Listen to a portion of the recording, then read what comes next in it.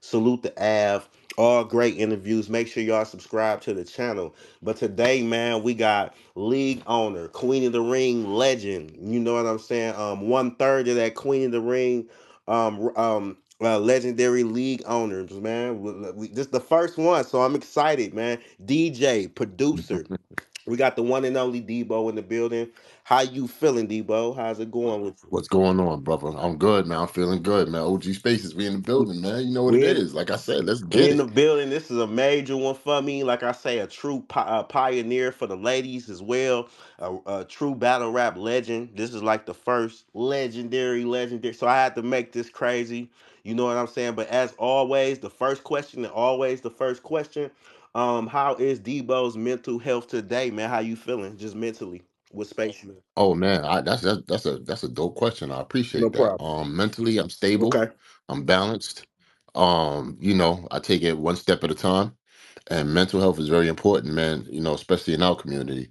It's a recent thing that's a topic of discussion, and we got to handle it with kid gloves, man. We gotta dig into the details of, how you can stay mentally fit and stuff like that. So that's what it is, man. I meditate. I make sure I prioritize my situations to give me as little stress as possible, and know that every day is a step forward to handling your business. Oh, that's a fact. That's a fact. Salute. Yeah, that's always the first question, man. I'm glad you mentally right, and I'm glad you got your own basically routine. You know what I'm saying? Because you definitely need a dope routine. You know what I'm saying? There's so much going on just to stay above water. That's a fact, Yes, man. sir. Well, we got to get Yes, straight sir. to it. We always start with the origin, man. Coming up in the Bronx, New York, man, the mecca of this shit. You know what I'm saying? Where hmm hip hop started. Just being a kid growing up, can you explain how some of the early days was? You know, for us, it wasn't there. Well, I was born in 71, so I'm 53 now. So I've seen a lot with saying that. Shit, I was in first grade, I think, at 6 years old in 1976. Fire. What's crazy is the 77 blackout was like the year after. And that's where hip hop was kind of a couple of years before that, just being developed and whatnot. And in the Bronx, I would say this: Okay. it wasn't a lot. It wasn't a lot. We didn't have a lot, but what we did have in plentiful was community. You understand what I'm saying? And everybody was, it was like if everybody was each one's teacher or parent or brother or sister or cousin and looking out for each other and shit like that. But obviously, if you go back in the days and look on YouTube and stuff and type in the 70s, a lot of burnt abandoned buildings, you know, just a lot of just garbage in the street and shit like that. I don't want to paint the Bronx as a as a wasteland and Just from shit your like view, that. though. But If this is your view, you know.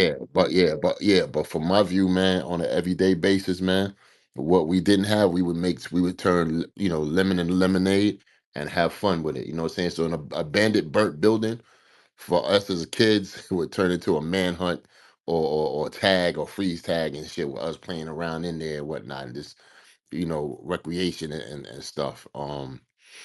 And just hanging out and kicking it and before social media or any computer was involved. But that's how the Bronx was, especially with hip hop.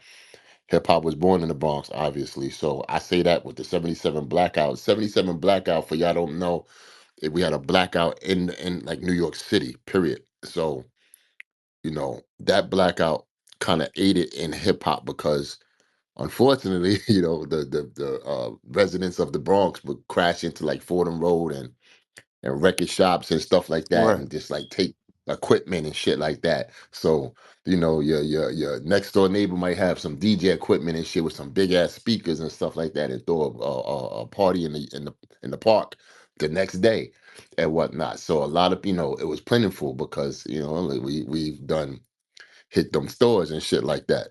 But and like I said, when I said 80s and hip hop, music was in the streets. And that's what it was all about, being outside. That's why I love outside, being outside, because the music was in the streets.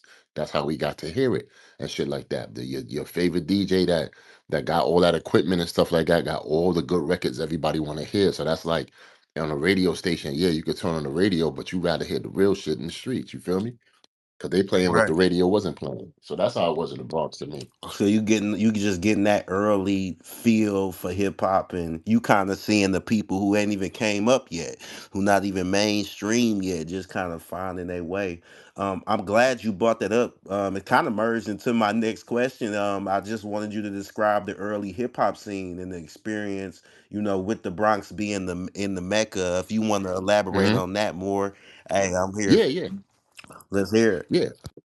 Okay, in the Bronx, well, like you said, was the origin of hip hop. Um, a lot of people prioritize the music first, but you got to remember, hip hop is a development of culture. It was a lifestyle. It was how you walk, how you talk, how you communicate. How you move. It's just a whole bunch of stuff. Is that's considered hip hop. To me, it wasn't just the five elements like breaking, rapping, DJing, graffiti, and stuff like that. It was just how you lived. As a person, you would notice how that person is talking to you. They come from that culture of hip hop. And here's what's crazy: before it was even considered called hip hop, it was just what I'm saying. It was just how we did things and whatnot. In the black and Hispanic community and whatnot. Hip hop, actually, that name came from a white journalist. I forgot the guy's name, but when they had the parties in the parks and stuff like that, the Oh, I MCs didn't would know get on the that. That's microphone. dope. Yeah, yeah, the MCs would get on the microphone at the park jams and just warm up the mic and just be like, it's hip hop, the hibit to the, you know what I'm saying? They would do that. And I think I have to give credit to Grandmaster Caz. I think he came up with that. If hopefully I'm correct with that, because I want to be right on the right side of history. If not, salute to the person that did do that. But that journalist took those words and said, hey, this hip hop thing. So I don't know if he actually coined the phrase hip hop, but when people read that article, they just seen hip hop in bold words and like, hey, we're gonna just call this hip hop, and boom, it had a name from there, because what we was doing in those park jams and just in our houses and stuff like that was just music and scratching James Brown breaks and stuff like that, and rapping over them and stuff. So it really didn't have a name until that article came out. So that's pretty much how hip hop was just is growing. It's in the developmental stages. They had the Crash Crew, the Cold Crush Brothers, and they had tapes and stuff. And they would be at the park jams and they would tape those tapes, and those tapes would circulate throughout the tri-state area and even down to the south, to the Midwest, the West Coast and shit like that. If you had a cousin that lived in the Bronx and would go take family trips to the south or the West Coast, that person would probably take those tapes and go out there and play those for their relatives and stuff like that. And that's his hip hop that started traveling, and that's how it got out. That's how it was in its early stages. Dope, dope, man. Hella insight on that because I definitely wasn't there, man. That was dope, though. I was there. No, I know you were. I had to ask. I definitely was You there. really? No, you got a brother with you that was there. Trust me, I've seen it. It wasn't like, Hmm. okay, hip hop just came around and I wasn't. No, I was there. I was participating in everything. My own brother, my brother Dre, he was a Yeah. DJ and stuff. And I think he got his equipment the way I was just telling you earlier how everybody got their equipment through the '77 blackout. But he was the number one popular DJ in our neighborhood and stuff like that. Everybody would come to my house and stuff like that just to hear him and see him DJ and stuff like that. And I would be there as a little kid myself, be watching how him taking out his crates of records and stuff like that, go to the park jams. I was probably young, you know what I'm saying, to go, but sometimes they would take me and shit like that. So I would see everything, all the people out there dancing, just like having a good time and shit like that. You know what I'm saying? That was hip hop. Hip hop was about having Right. fun. You know what I'm saying? And that's where we was at with it. Nah, super dope tape on that, man. And you the only guess I could have literally asked that too out of the guests I done had. So that's dope. That's dope. Let me ask you this, man. Just coming up in the Bronx and then New York culture, period. Hmm. What is the most important thing that impacted your life and something that you'll always keep with you just in life, period? Just coming up there. Just coming up, the music. If I never heard about the music, I probably wouldn't be in the position I'm in right now. As far as like when you say mental health, this Right. music helps. This music is a big part of my mental health, keeping me sane it's just having those memories and those sounds and those things I've revered so much, you know, just keeps a smile on my face and keeps me active and doing what I do. Like you said, I'm a DJ, producer, so on and so forth. I'm Right. an MC. I did a whole bunch of things within the hip hop community, which a lot of people, I'm probably was an enigma or probably a unicorn when it comes to battle rap because they see me do a lot of things that's outside of the box of a league owner and probably wouldn't understand and be scratching their head like, oh, why would he say this or do this? And a lot of people don't know I was an artist way back then before I was even a league owner. So when hip hop and stuff like that, what I took from it was the music. It was the lifestyle, the culture and shit like that. I'm always that till I pass away, God forbid. You know what I'm saying? Well, I can't say God forbid because everybody's gonna pass away, but you know what I mean. No, yeah, we don't definitely want to rush it. I get what you're saying though. I Right. get what you're saying for sure. Let me ask you this, man. You like the OG in this game, man. You know what I'm saying? You've been here since the beginning of everything, man. So I was just interested to know, man, who did Debo look up to growing up? Like, you know what I'm saying? Who like pushed you growing up? If Um, any. um, to be honest with you, I didn't have like super male figures in my life and stuff like that. 'Cause my pops wasn't really in the house when I was growing up. And my older brother would be into his own thing. So I would say my mom, to be honest with you and stuff. Rest in peace to my mom. I would see her, just go through life and just make ends meet and help, shit along the way with three, what I'm saying, sons and whatnot in the household. So that's just my main inspiration would be my mom. You know what I'm saying? Because she did something from a mother and father's perspective. You know what I'm saying? I had to get my jewels from her. And I'm not taking nothing away from my father, but I'm going to be quite honest with you. You know what I'm saying? She was in the house. She wasn't. Quality time with your kids is the biggest asset you could ever, have or give your children and whatnot. So being there, well, obviously being in my house with my moms and stuff like that, she probably wouldn't think I wasn't watching, but trust me, I'm watching every move and every step. As a parent, always remember that your kids really study who you are as a parent, and they make their own judgment as to who you are as a person. And that I did with my mom's. My mom's was a stand-up woman, like she was a true OG in a sense, you know. No, dope, dope, and you might have even merged into my next question, man. I was definitely gonna ask you who is the most important person to Debo. My mom's. Yeah, yeah, that's what I was saying. I'm like, Yeah, and I would yeah, definitely nah, relate. Lost my mom's yeah. last year in November Oh too as man. well, so I Whoa, definitely whoa, relate whoa, to whoa, that. whoa, whoa, whoa. For real? Yeah, yeah, no, no, yeah, for sure. Last I November. mean, I don't mean to say it for real, but here's the I'm like, you know, I irony ain't of gonna it. lie about that, Debo. Come on. No, here's the coincidence. I lost my mom's in November last year. Yeah, I lost my mom 2 days after my birthday. My birthday's November 12th. She passed on the 14th. yeah, man. That when you said it, that's why I said I definitely Yeah, automatically related to that, and right. she was So kind of that figure for me, definitely. our mom's passed around the same month, brother. So my condolences to you for real. No, same to you, same to you. That's a fact. Thank you. But you said your mom's also qualifies as the most important person, so Number one. that's dope, man. Just life be lifing. You know what I'm saying? God has blessed you Yeah. to live a lot of life. So, what is something in your life I feel that you could say changed you forever, whether it was for the better or the worse? Uh, my child, to be honest with you, helped make me a better person. Make me more moral standing person because before she was here, trust me, I hook or crook, I would do it all out here and run these streets crazy and ragged. But once she came into my life, you know, um, just became a better person. Especially saying as a daughter. If I had a son, it'd have probably been different. I'd have probably still been doing the knucklehead shit I've been doing, but still raising a child. But for I some get reason, it. when you have a daughter, when you have a daughter to raise, you look at life very different from a very very different lens. and whatnot. And you don't want your daughter to see things, you know what I'm saying, from what you used to do and judge you from that and whatnot. So, having her made me stay away from certain things I don't need to be around or people I don't need to be around.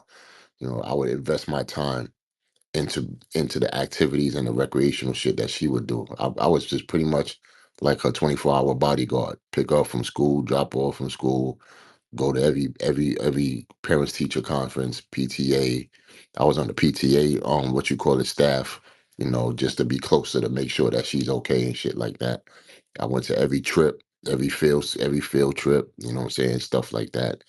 And just spend time with my daughter just to get to know her, because you only live not live once, but you only have one time to have that happen. It's not like I can rewind time, like, yo, go back to being five again so we could redo this. No, you Exactly, only have one. exactly. You only have one time. So yeah, that's that right there. No, definitely shout out to the kids, man. Damn, Debo. Let's say we relate in a lot of areas, man. I ain't gonna lie Yeah, to you. yeah. Going Yo, I'm through a the grown situation. man, OG. I'm a grown man, OG That's a fact. spaces. Like, yeah, I may look remedial and very Neanderthalish to some, but trust me, man, I'm here with you. No, I salute to the kids too as well, man. They'll definitely Hmm. change up everything for you. And for the Hmm. better. For the better though. Yes, sir. Let's get a little bit back into hip hop, man. Over the years, from the 70s to the 80s to the 90s, even all the way up to this date, hip hop has been evolving in so many different ways. Just being around back then, what was the first album you copped on release date where you knew it was coming out? You like, I gotta grab that when it dropped. Gotta grab that. Oh, that's crazy because I'm remembering it's something I didn't cop, but something that friend of my mother's bought for me, and it was a Fresh Prince, DJ Jazzy Jeff for Fresh Prince album. It was a cassette tape and whatnot. And as corny as the Fresh Prince was, he was hot back then. No, You know what definitely I'm he was saying? fire back then. Yes, it was. Right, right. So, after that, I just made it a thing to just save money and start collecting tapes. I was a big tape, I always had a Walkman and shit like that. I was a big tape collector. So I'm really sitting back, man, and trying to figure out, because I'm looking at my tapes right now to see what was the first one. I'm going to be truthful in this motherfucking interview.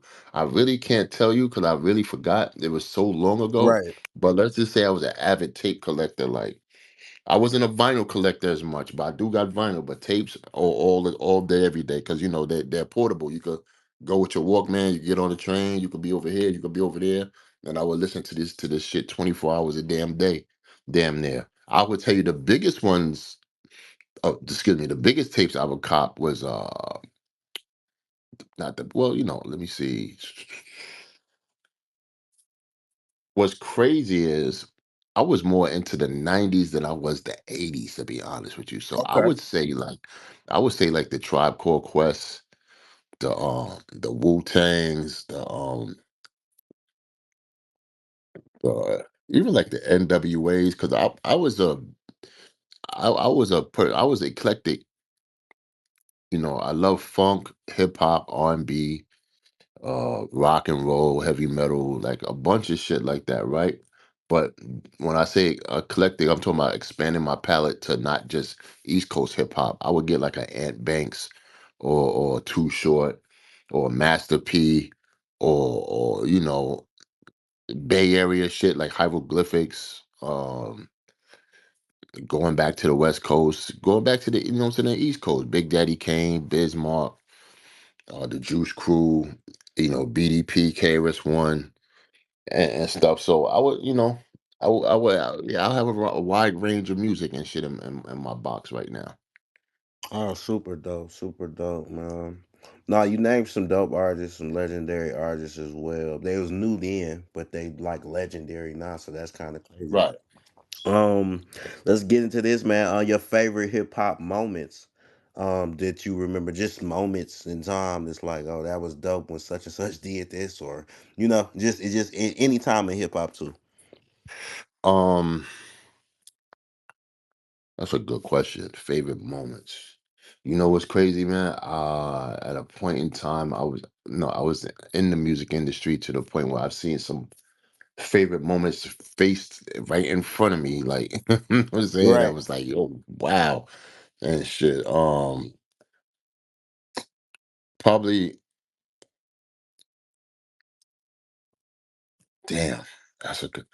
I had a lot of personal favorite moments, man. Meeting Pun, who's my brother, rest in peace. You know what I'm Oh, saying? that's fire.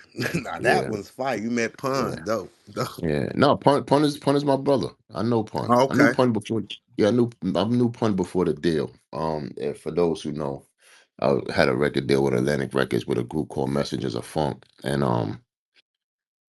uh, I met a slew of motherfuckers and shit like that. I met a lot of motherfuckers before they even got their deal. Peter Guns and Lord Tariq, um, Big Pun, Cuban Lake, Fat Joe, uh, variety of motherfuckers, man. But yeah, I would say this. I would say this.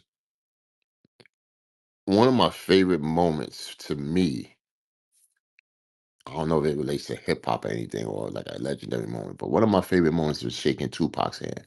Crazy. Pac is When my I met, favorite artist, so that's I just got you. gonna be crazy to me. You Yeah, met when I Pac. met, yeah, when I met Pac, it was in Okay. Washington D.C. We was kicking it, had a conversation and shit like that. That's when I just started in the music industry. I think he was like probably one or two albums in already, and he was a normal guy. That was before the death row era and all that stuff, man, and whatnot. You know what I'm saying? And he would kick it. You know what I'm saying? Cool cat, not no ego, none of that shit. So shout out to Pac, man. Um, one of my crazy, well, actually twice, but two of my craziest moments. This comes from an unfortunate situation because I didn't want to meet this brother like this, but Okay. I met Jay-Z twice. And it Fire. was twice it was twice at a funeral. Oh, okay. I see the Cause circumstances. I see. right, because if you know, Rockefeller was owned by Dame, Jay-Z, and Biggs, right? Right. Biggs happened to be one of my best friends and shit, like a real family friend. Oh, okay. That's I knew Biggs. I crazy. knew I knew Biggs for a very long time. I knew Biggs when we was kids, kicking it, going out, running around, doing all that shit. So Biggs lived in my building. So unfortunately, with Biggs, his brother passed away, which is Bob. You know what I'm saying? For people that know about Rockefeller or shit like that, if you hear the word Bob Alab and whatnot, that's Biggs' brother, his Kareem Burke. Bob was Bobby Burke. So I knew Bob too. You know what I'm saying? He was a childhood friend as well. You know what I'm saying? I remember when he, saying see me get a deal and all that other crazy shit. So unfortunately he passed. I met Jay-Z at Bob's what you call it. And then again, unfortunately, Big's mom passed, you know. Right. Rest in And I peace. seen and then rest in peace to her. And I seen Jay-Z again at another funeral. I don't mean to laugh, but it's the craziest, like Yeah, because the I ain't circumstances I ain't trying more to than share good. circumstances like kind of fucked up. You know what I'm saying? Because those is family members that I fuck with heavy and whatnot, man. Like I was real distraught about that. But those are the two times I met him and whatnot. Never met Biggie. Um, but I met quite a few rappers from the '90s and the 2000s and stuff like that. Um, you know,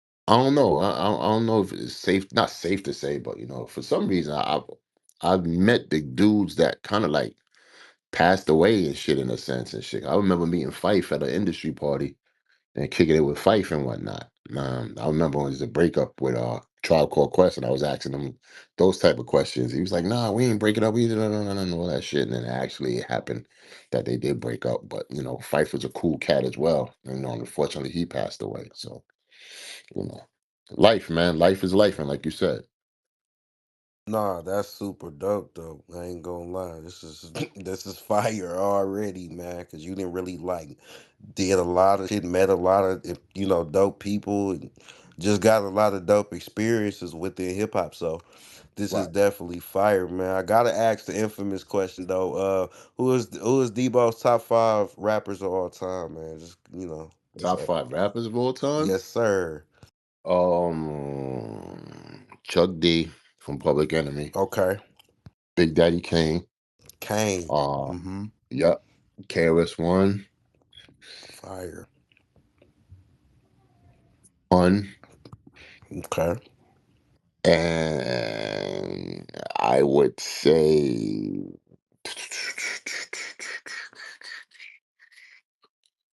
damn, this is um I would say Rakim, but I'm gonna keep it 100. Nah, I would say probably the Genius, the Jizza from Wu Tang Jizza. Clan. Yep. Okay. Yeah, Dope list. yeah, I would Dope. probably. Different too. Yeah, yeah. This off the top of my head, I would go with that. And the reason why I say that, let me say this: he's like, "Oh, this nigga doing some old school shit." No, you know what I'm saying. Hmm.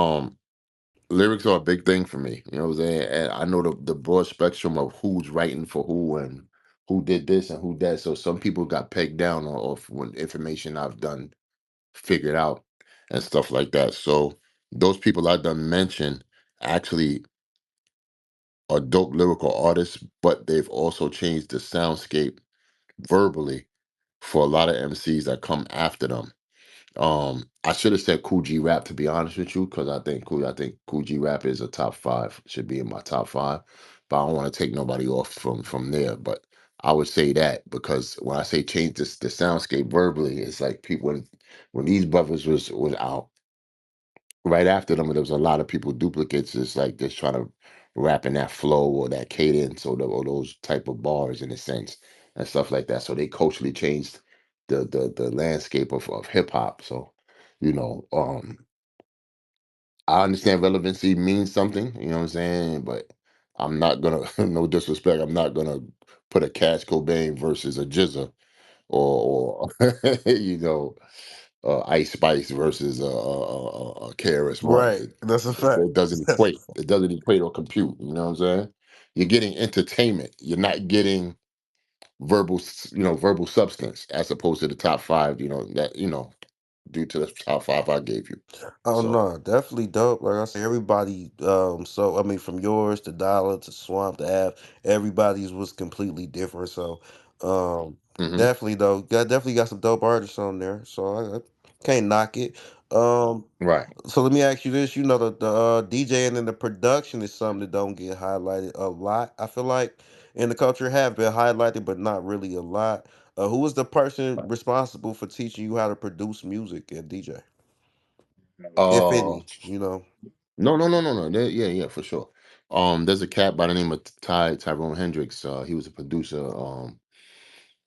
That did joints with a cat named Keyboard Money Mike, and he helped produce some things on my album where I did my debut album on Atlantic and stuff. But hanging out with my man Ty, he taught me how to work the SP12, then the SP1200 and the MPC.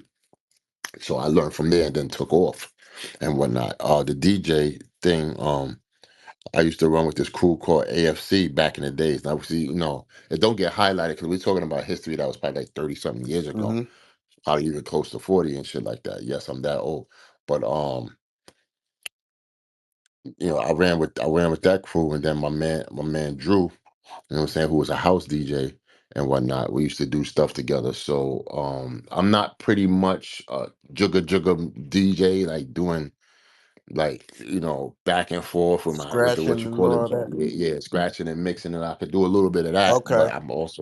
I could also mix and stuff like that, or just play, but with real turntables, not the CD shits that you see now, but real turntables and shit. But the DJing was pretty limited, but it led to the producing part. Okay. Dope. Dope. Dope. Any? I guess my next question was any notable production credits you have? Because I know producers for a lot of time they don't really, really push their credits. It's just like another beat to them. You know what I'm saying? Or, Right, but right. just for the sake of the question, anybody notable you ever did a track Well, for? well, the crazy shit is I did pretty much a lot of my album and stuff like that. Oh, I just fire. wasn't credited for it because I was young, and motherfuckers didn't want to do that, but they knew what time it was and shit like that. A couple of local cats here and there, but like I also did, which is verified by Joe himself. I also did mix some of Joe's records. When I say Joe, I'm talking about Fat Joe Okay. on his Okay. yeah on his first album. Didn't get the credit for that either, but it is what it is. I wasn't looking for him to do that in the first place. I just wanted to wreck. But Yeah, and if you want relevancy of today, I would say I did good shit. Um, he has a song called Brandon. Yeah, So when you look that up on streaming platforms like Apple or Spotify or whatever, go to Goods' page. Goods. I'm talking about, yes, battle rapper Goods. You know what I'm saying? Artist Goods, Goods, our Goods. yeah, fact. You go to his page and you type in Brandon with his name attached, and that song right there, I did the beat to that. So Fire, fire, fire. No, Joe. And you know what? I definitely asked you that question because sometimes that happens. You know what I'm saying? With production, you might do a beat or you might mix a track. You might not necessarily get the mhm, credit. You know what I'm saying? right, The as sometimes the label buy it from you, and then like right, the another person get the credit. You know, I hear so many stories of that. I right. guess just looking through different interviews and stuff. So that's why I Yeah, definitely it's wanted just so to much ask in the music business, man. It's so twists and turns, man, on for sure. how to make a dollar or how to get your credit and shit like that. One thing for sure, I would tell people in the music business: get your credit. Credit means will take you further than the dollar that you get. To be honest with you, because credit, you know what I'm saying, gives you a resume to put out there for people to say I want to work with you or not. You understand what I'm saying? Definitely. Definitely, definitely. Man, I ain't gonna lie, the origin part was super crazy. I definitely got a good insight on a lot of things, man. We gonna get into a little bit of the battle rap though, you know what I'm saying? That's definitely a part of No, your it's all story. good. We're gonna get into everything. I feel Everything, you. We yeah. rocking out. For sure, We man. So rocking I out. gotta ask, man, what made you start Queen of the Ring, man? What made you be like, you know what? I'm starting this league, all ladies. Let's just start from there. Um, well, first of all, in 2009, um, I was rocking with Vague. Vague, you know what I'm saying? We know Vague. We was Shout out doing to King of the Ring. Vague. Yeah, Right. shout out to Vague. King of the Ring was already up and running before I even got there. Now, when I got there, shout out to my man Rated R. It's like a family member, and my brother Manchild, who's my real brother, took me to a event that Vague was having for King of the Ring. And you know what I'm saying? I got up with Vague, talked to him for a minute, and I said, "Yo, we need to do something." He said, "Yo, bet, let's do something." So I just came in as a cameraman, to be honest with you. When I started, I started editing and shooting, filming the battles for King of the Ring and stuff like that. So anything early King of the Ring that you would see, it would say Debo Vision Productions, whatever. That's No, I me remember doing all that. that. I'm I'm Right, an old fan, right. so I remember that. I remember that. Okay, got you. So, while doing that, I came up with this idea, and the reason why I came up with an idea for Queen of the Ring is because it was it was twofold. It was money wise, we didn't have it to catch up to a URL or anything like that. We're not going to pay for the big boys to battle and stuff like that. That's a competing market that we're not going to win in. So I said, let's start fresh. Let's hit a left and do what nobody else is doing, and rock with the females. And the reason why, what I'm saying, I came up with that idea, what I'm saying, is because um it came from a place where when I used to be in the music business, I used to help manage women as far as, artists and stuff like that. And I was a big, you know, fan of the female artists, the Queen Latifahs, the MC Lights, the Antoinettes, the Sweet Teas, Salt and Pepper, so on and so forth and whatnot. I will always see that as a standout situation in a niche market. So that's where the idea kind of came from. But also my inspiration is because of my mom's, you know what I'm saying? She was, working two jobs sometimes and, just trying to do what she can to pay bills and shit like that. And at the end of the day, I said to myself, you know, women, especially black women, have it very, very hard and whatnot in life, period. Let me just make a platform that's going to showcase Takima, Kiki, and Tasha and them from up the block still skill set. You know what I'm saying? Because they dope just like any other dude. Why they not getting a look? And the reason why they not getting a look is because there's no platform created and designed for them to get that look and to make that happen. Exactly. Right. So since we had King of the Ring was hitting.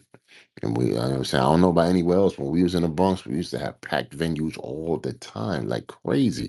You know what I'm saying? That's a testament to Vague putting in work and whatnot, and me just coming and adding the sauce to it and whatnot. So, uh, Queen of the Ring springboarded off of King of the Ring's back. But the thing is, Queen of the Ring, and the people that I helped find, or just found, period, just, but but better artists, was more hungry, was more, what I'm saying, determined to make things happen. And the battles were better. With no disrespect, the battles were better than King of the Ring battles. And Queen of the Ring eventually started taking over little by little. And we just, kind of exited from King of the Ring a little bit because Queen of the Ring was so demanding of our time that we just said, fuck it, let's just focus on here. And when we did that, that's when shit started getting better and better.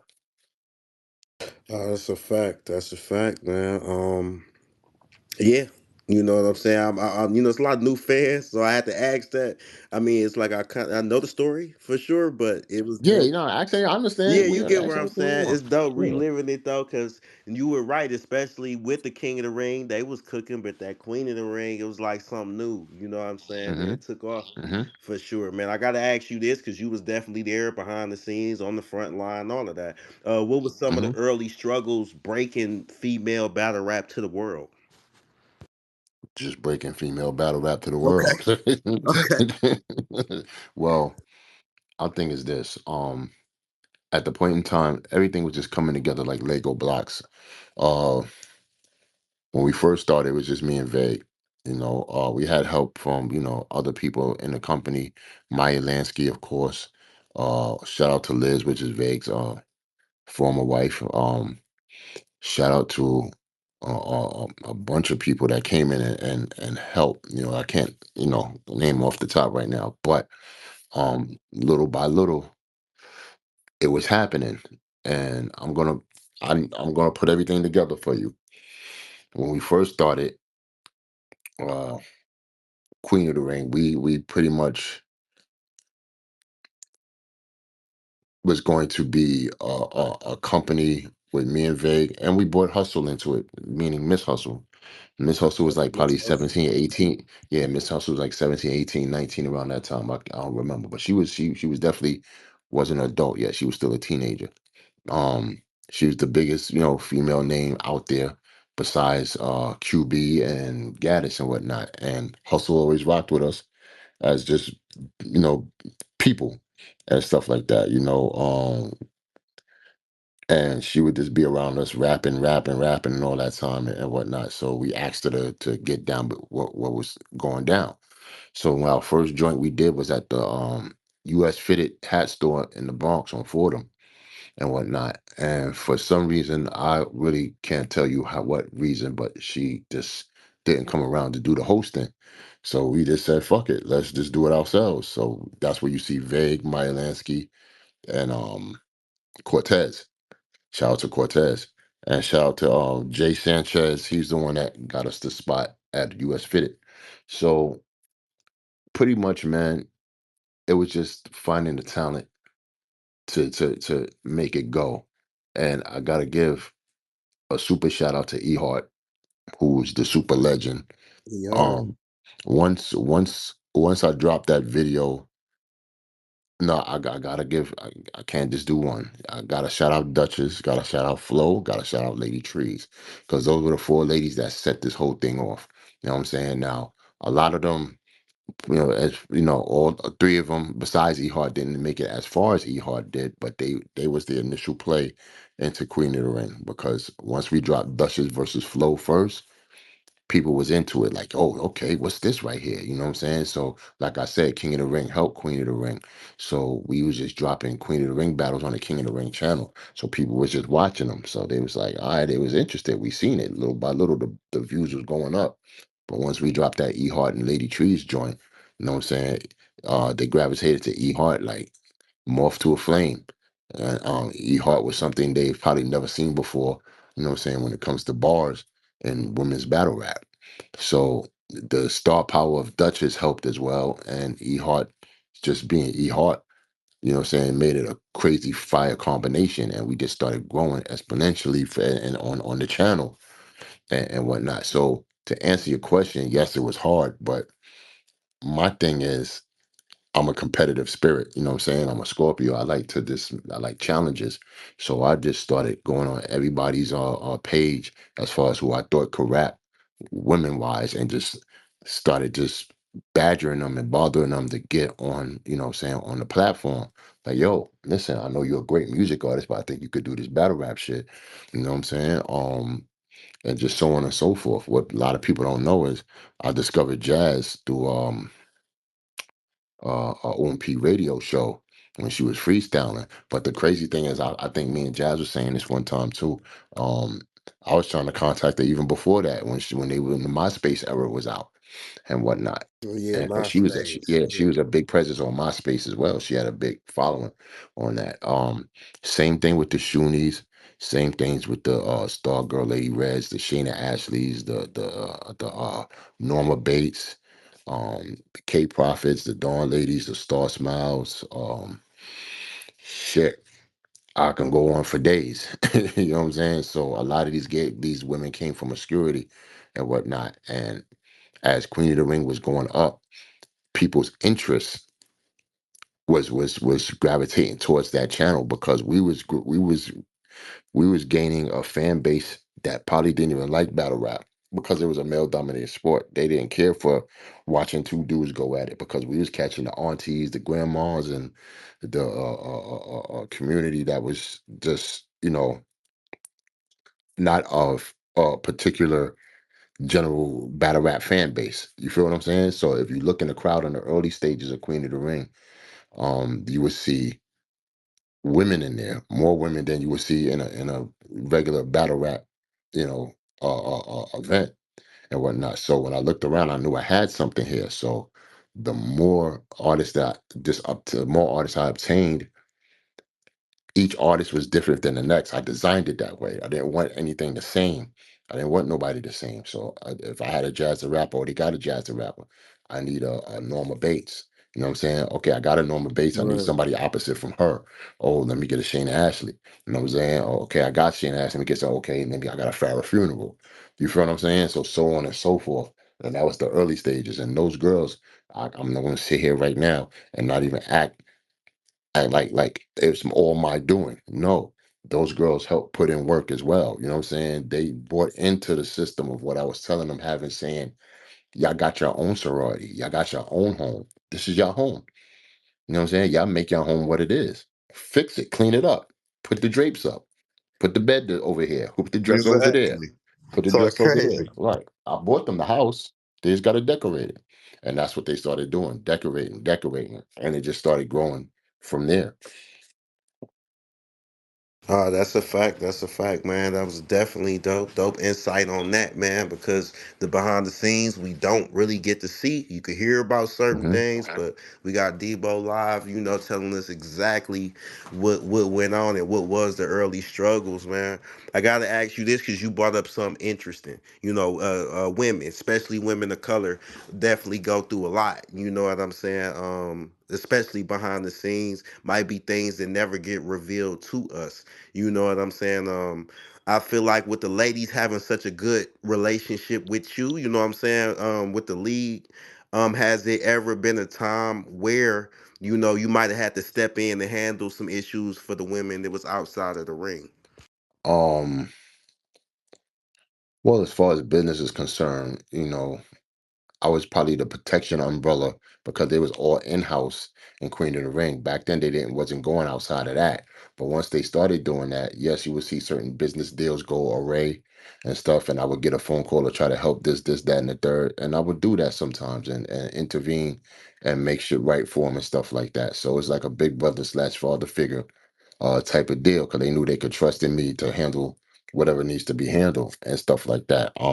Because whereas women of color and stuff like that, they didn't get the respect that they deserved um in this field, which is a male dominated sport. They had to prove themselves 10 times full to make sure people understand where they was coming from. And that was happening, little by little and stuff like that. But every now and then a motherfucker will try to get away with some bullshit. But at the end of the day, they knew I was the person they could trust to put in a call and be like, yo, can you do this for me, X, Y, and Z and stuff like that. And for the record, even for things like that, when I would do that for them, I'm not asking for no money. Oh, if I do this, you gotta give me 10%. I'm not. I've never, what I'm saying, asked for any money for any dealings I would do for them outside of Queen of the Ring. You know what I'm saying? Or even inside. a Queen of the Ring. I would Wow. just pay them, you know what I'm saying, whatever they need to be paid and go off about my business. Well, that's definitely fire, man. Everybody need that in their corner. You know what I'm saying? The oppose, I guess aside from, Hmm. booking them yourself, that's dope. You would even do things with other leagues because that can get tricky sometimes. Right, Some people get possessive, like, well, you should have did the deal with me. You know how it right, go, right, man. right, But so that's dope. Y'all all kept a real solid relationship. right. I gotta say, with Queen of the Ring being one of the legacy leagues in battle rap, what's some of your favorite Queen of the Ring moments? Uh, Battles or just moments, period. It could be battles and moments. It'd be a combination or even things that happen in the battles. What I'm saying, just Q whatever to come to the top of your head. QB versus Hustle definitely was a moment at the end when Fire. yeah, when they hugged each other. That battle right there took us to the moon. Um, there's man, there's so many battles in that our catalog that we have, the super moments. I would say the whole NHB event to me was like moments in time that people are always gonna take with them and remember. You know what I'm saying? When they're 50 to 60 something years old and shit like that. I would say a whole lot of the Zab Judah boxing gym battles, the one in Brooklyn that we Oh would do. yeah, in the ring, Yeah, in the ring, facts, right. fire. So it was just a lot, man, to be honest with you. I would be sitting here naming those shits for days, to be honest. But Queen of the Ring was a moment brand, because when I say moment brand, it's like if you know the saying, there's nothing new under the sun, and we pretty much reinvented the wheel, if you will, because nobody was like what we've done. You can't go Right. to South Dakota, Alaska, or Africa to say, yo, there was the first ever female battle rap league here. No, nowhere in the world, The world. That's what I'm Craig. saying. You know what I'm Not saying? just the city, the world. Right. You know what I'm saying? And I'm not saying the idea didn't come up to most people. It just wasn't executed. See, at the end of the day, I've learned to execute and make that shit happen. I'm not going to say I'm the master planner or whatnot because some things happen, but by the grace of the man upstairs, and some good, you know what I'm saying, rabbit's foots in your pocket and stuff like that. But I caught lightning in a bottle, and New York City just happened to be the place where everybody is rapping or just know what to do. You know what I'm saying? Got that characteristic or got that style or just pretty much New York is a gang of stars, man, waiting to happen. You just got to get on that platform. And I found a slew of them under a rock somewhere and showcased it to y'all. Like, yo, look at all these talented women and shit that should have a platform to be seen and whatnot. And with that being said, Queen of the Ring has created a fan base that are stars as well that help us get to 500K, 1 million views. We got over Talk heavy. we got over 80 to 90 million views on our channel off battles. And I'm not exaggerating. I know what I'm saying when I say that we got like at least between 80 to 90 million views on our channel, all from female battle rap. There's That not is one male crazy. battle on that channel. That is so crazy when you say it too, man, because just shout out to the ladies. Give it up for the ladies for real, man. Definitely because I mean, like I say, being in a lane where this wasn't even going on. Right. You know what I'm saying? A lot of people, even when y'all started it, they didn't believe in it at first. At first You they know what didn't. I'm Right. saying? So and and that's and I crazy. was we was I'm gonna say we, you know what I'm saying. Shout out to Babs and Vay. We was banging with the best of them. I'm talking about. Listen, I take nothing away from any league owner, whoever was doing battle rap. I know it's a hard job being that. But I'm talking about you want to talk about banging. We was banging in the old school era where you had King of the Dot hot as hell, URL hot as hell, Grind Time hot as hell. We came along, you know what I'm saying? Now, granted, okay, we stand out like a sore thumb, but we still got to put in the work to make people know that this company right here is a fire company as well. Because we could have came with some whack ass chicks with bars and shit with no bars and be like, yo, they just trash. Get them out of here. You feel me? Like No, facts. Facts. we didn't just make the people believe. We made those companies that I aforementioned believe as well. And they wanted to participate in anything that we was doing, such, you know what I'm saying, which would give you the eHeart versus Hustle on a URL platform, what would give you Bonnie versus Gaddis on a King of the Dot platform. You understand what I'm saying? Or whatever, we would do or bring to grind time and stuff like that. I was in works, what I'm saying, with each platform that I aforementioned that I have enough regard for and admiration for, you know. So that was pretty much it. No, that's dope. Shout out to the ladies. 90 Hmm. million. That shit is crazy, man. Just knowing and the time that you started it, you know what I'm saying? And Yeah, everybody being able to get their shit off yeah. different styles. And I'm trying to That's tell dope. you, respectfully, when I say 80 to 90 million, I'm not talking about with names that's already hitting and shaking out here. I'm talking about with no names, Hmm. girls that had to build their name on that platform. You feel what I'm saying? That's what I'm talking about. Right. We had our No, own no, wheelhouse. I'm OG fan, so I know all of them started off. Everybody that started off top tier, they had to become that. Jazz was still school, you know what I'm Hmm. saying? She had to become that Hmm. 40, had to become, you know what I'm Hmm. saying? Hmm. The 40 we see today. So no, Hmm. that is dope to me. They definitely have to put the work in. They Yeah. definitely have to put the work in. Let me ask you this too, man. As far as the staff, man, what is some of the things you feel that made you, Babs, and Vague successful just operating Queen of the Ring over these years? I'm sorry. And ask that question one more time, sir. Oh no, no problem. I said just a staff question. I said what are some of the things that make you feel like I'm sorry.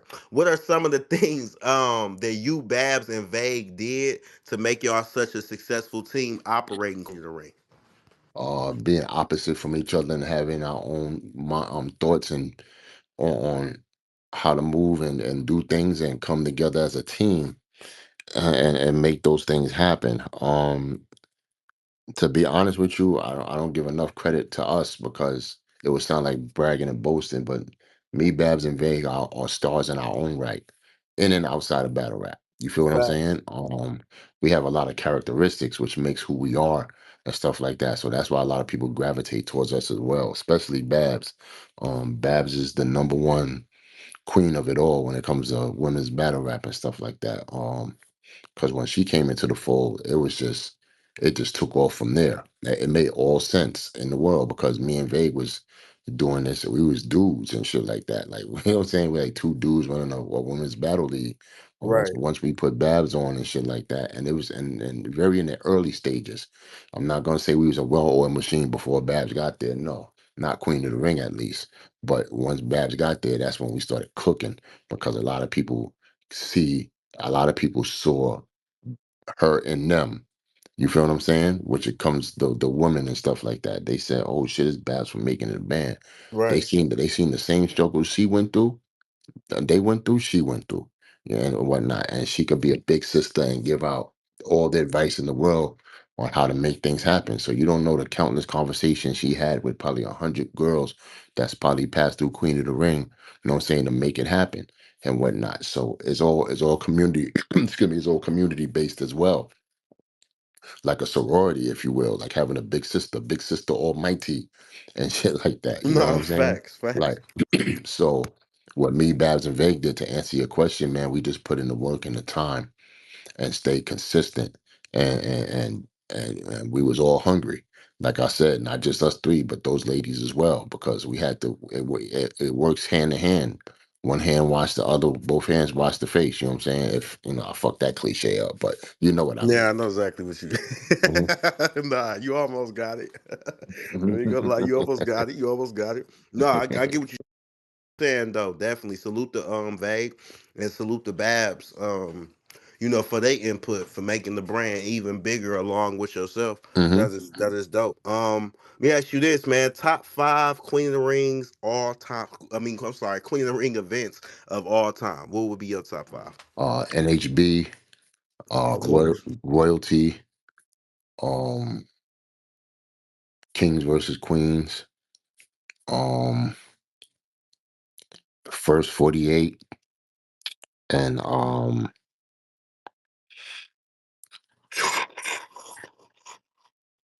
I would say one of the evolutions. I forgot which one. I think the very first one. Evolution The One very was first crazy. one. Right. Mm-hmm. I'm saying I can't take away. I gotta give a shout out to the BB King's era. I can't take away from that because that was our one of some of our biggest moments as far as being the biggest BB King's at Times Square on 42nd Street. That's when we was at our apex damn near, and the fans just loved it. They was just, came to a safe spot, middle of Times Square. As soon as the event finished, they have a good old time. After they leave, they have even a bigger good old time hanging out and whatnot. So, you know, shout out to those events there as well and whatnot. So there we go. Dope, man. Y'all heard it here. That's Debo's top five Queen of the Rings events from him personally. Super dope, man. Let me ask you this. Looking back at the brand, with everything y'all was to successfully do, is there anything y'all, that now that you could have changed to make the brand even bigger, you think? I wouldn't change anything to be honest with you. Okay. The life is supposed to be what it is and whatnot. And just to change anything is going to either make it better or make it worse. You don't know what direction it's going to go. So I'm just glad on everything that's happened because we are who we are. Dope. And I want to ask you this, which is kind of similar to that question. Is it just anything that you learned, if you would have knew it at the beginning that Mhm. that would have made the brand bigger? Not that you would Um, change it, just knowledge you acquired that would have right. made the brand bigger. Um, trying to get more sponsors probably Okay. Okay. to help put together, more events and stuff like that. No, fair enough. Fair enough. We this conversation come up all the time. I mean, I want to say every year, maybe more than one time in without just throughout the year. Who is Debo's female Mount Rushmore? Man, there was a lot going on in 2024 about it. I'm sure it's gonna pop back up in 2025. So just on the record, who is your Mount Rushmore for the ladies? Yeah. Damn, I probably said it like one time. I forgot. To be honest with you, that's not even a question I want to answer no more because you know how that shit go. You get a phone call talking about, yo, what about me? You Yeah. shouldn't say No, man, respect, listen. respect. Like I said, Listen, you I, do I have the would option. say, here's the thing about the Mount Rushmore, you know what I'm saying? And it's just a comparison, because you also got top five that are alive, Right. top 7, 10, or whatever, the best 75 in basketball, all that type of shit. I wish they would make something up for battle rap that would be conducive for battle rap because you do the Mount Rushmore, man, you always get into an argument about who you left out or who was supposed to be there, this, that, and the third. So, um, I'm not gonna say I wouldn't have my favorites to style of rap I would prefer to hear. Right. And I'm a hardcore dude, so I'm definitely gonna lean towards E Heart, obviously, and shit. You know what I'm saying? So I like the word plays and stuff like that, the double entendres, the Shout out to schemes and Heart. stuff. So obviously, I would lead to a 40 bars or something like that. I like the angles and stuff. I would go with a jazz. I like the disrespect. I would go with a QB or a Shuni. You know what I'm saying? I like the bars. I would go with a Shayna or official. You know what I'm saying? I like the characteristics. So, in the swag, I would go with a Dawn Lady or a Star Girl Lady Red. I could keep going Fire. on and on. I like the aggression. I would say Norma Bates and stuff like that. So I could go on and on, man. It's just out there, the KCJs, the Star Smiles, the Tia S's. Like I can get crazy Big with it. Mama. Salute to Yeah. Tia, man. They don't say Yeah. her name enough. Hmm. Salute to Tia. Nah, she definitely Queen of the Ring for sure. You know. I like how you answered that question, Debo. Dope. I like how you categorize the different styles. And if you want this, you go for this. If you want this, I like that. That was Right. dope. That was a dope Right. way to answer No, it. I appreciate it. Appreciate it. Let me ask you this. Let's get into this. I have so many questions, man. I'm Of trying course, to, man. We here. We yeah, here. I'm trying to keep it in order. Okay, so I know you hands on with just on the scene. You've been looking at the new females even coming up. Salute to you. You was at the rapper Shut the Fuck Up event. We had some battles going down. You said you Hmm. was rocking with Just Gina and shit like that. And I looked Oh up yeah, yesterday. I see Just Gina on the card. So I'm like, oh, okay. You know what I'm saying? Hey, but shit moving nice, around here. So I definitely want to nice. ask you, what ladies do you feel is dope that's just not getting enough recognition yet? All of them. Okay, Shit. okay, Shit. Look, like you said, Just Gina's on the card, man. Salute to her, man. I wish I yeah, could have got her. I wish I could have got around to doing an event. I would have definitely put her on the card and whatnot. But I would think, man, they would the ladies never get enough limelight or shine as they supposed to, as I feel they should, But like okay, I said, it's me. It's the narrative I'm painting because I'm advantageous towards women's battle rap, right? But yeah, at the end of the day, they got to work for it too. I can't just make them, super entitled to something just because the aforementioned women that was there, the OGs and the legends, put in work. The new girls gonna have to put in work too. They just, the OGs laid the path, but just because the path is laid, you still got to walk in it. You feel what I'm saying? And make a path for the ones that come after you. So it's just you just got to work hard, man. It's got to work hard. Cause battle rap is in a state of just we don't know where it's going. It's in a fork in the road kind of and whatnot. So you just got to get in where you fit in. no, definitely dope. Yeah, I agree with you though. Salute to the ladies. They all working. They all doing their thing out here. Right. Just keep working, and I see what you're saying about the recognition. But I got some more questions for that because we gonna, I see certain things happening with the ladies. Hmm. We gonna get to that a little bit later. Hmm. Gotta get into this though. Champion, you know what I'm saying? If you don't know, Debo definitely was a reoccurring staff member on Champion. They had some heated debates. Salute to Jay Black, salute to Hmm. Anwar, all the battlers who was there. Just describe your time on Champion, you know what I'm saying, the highly respected platform, and also go into some of your favorite moments, just being a part of the show. um, Shout out to Jay Black, man. I can't say enough about him, man. He's a real good dude, solid dude, genuine. Um, I don't see a negative bone in his body, to be honest with you. He just was open arms towards me. I can't really say the time where we really caught up to really have me as a part of champion. I will say this: I know after, well, I came around when Tech Nine was still there, and once he passed. Um, I came around even more. It's pretty much like a color commentary is commentary. Is no such word. A color commentary I used to do, where I was pretty much Jay Black's yin to his yang. Extra pause. But we would just go back and forth and stuff like that, and that just made for good banter and good debate. And Right. my time on Champion, I cherish that because it kind of rebranded myself. Whereas you see me as a league owner and stuff, I would be in a league on a bag, or I would get into trouble with the fans if I didn't do certain things or this, that, and the third. Champion pretty much opened the gates to reinvent who I was to the public and whatnot. So the public seen things, whether for good, bad, or indifferent.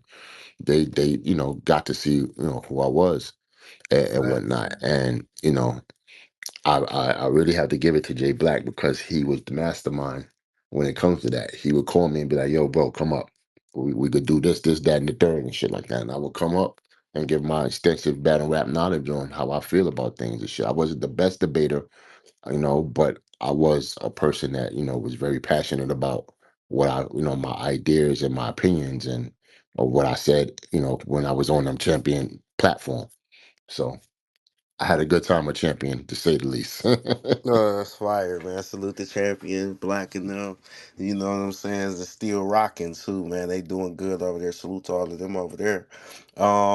I got to ask, because we get into that part of the year, where champion give out that Cody and Wody. They was discussing the Cody today, but you know what I'm saying? Let's give it up for the ladies. I want to hear who you got for the Wody, man. For 2024. Five, you know how they do it. The best in Right. 24, but for 25. Right. Well, it seems like it's always the same ones that's always in the run-ins and stuff like that. But they get Jazz, hustle, yeah, coffee. Yeah. Vixen, right. Vixen, yeah. But they would get booked the most because they got the names. You know what I'm saying? Rightfully so. They put in work to to build those names and whatnot. So um, I don't know, man. Like Hustle been putting in a lot of work this year, man. So she might get another belt and whatnot. We gotta see. I also like Jazz. I also like Shuni though. Shuni put in work as well. I think Shuni deserves one and shit like that. But we'll see. I ain't the judge of it, but we'll see. A lot of people are in line for it. Okay, dope, dope, dope. Hey, look, for me, it's gonna come down to and it's just like last year. I feel like it's gonna come down to Jazz and Hustle. I'm not mad at either one. Right. I think they both got the strength of schedule. They both got the good battles. For every Big battles. Yep. yeah, for every Jazz they like they say beating Tay Rock, we got Hustle beating Chess. So you know what I'm Chess. saying? Right. It's kind hmm of even because every time we can mention one battle from Jazz, I can bring up another one for Hustle, Right. versa. Right. So salute to the ladies with that. I know it's been lady dominated, but the topic today were the men, man, the Cody. Not we ain't gotta go through the whole Cody, but it's a very, very tight race. The fans Man, is at a Av winning that point. shit. If they don't give it to Av, man. Okay, If they don't okay, give it, talk your shit, if talk they your don't give it shit. to Av, man, they bugging the fuck out, man. Av winning that shit. I ain't got nothing else to say but that, bro.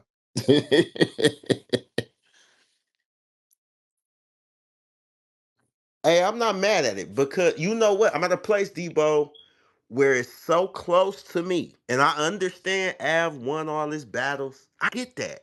And I understand Rock might have fell short on a couple of battles, but he do got more battles. Av won all we can go back and forth with that. Right. I'm at a place where I'm happy for either one who wins it.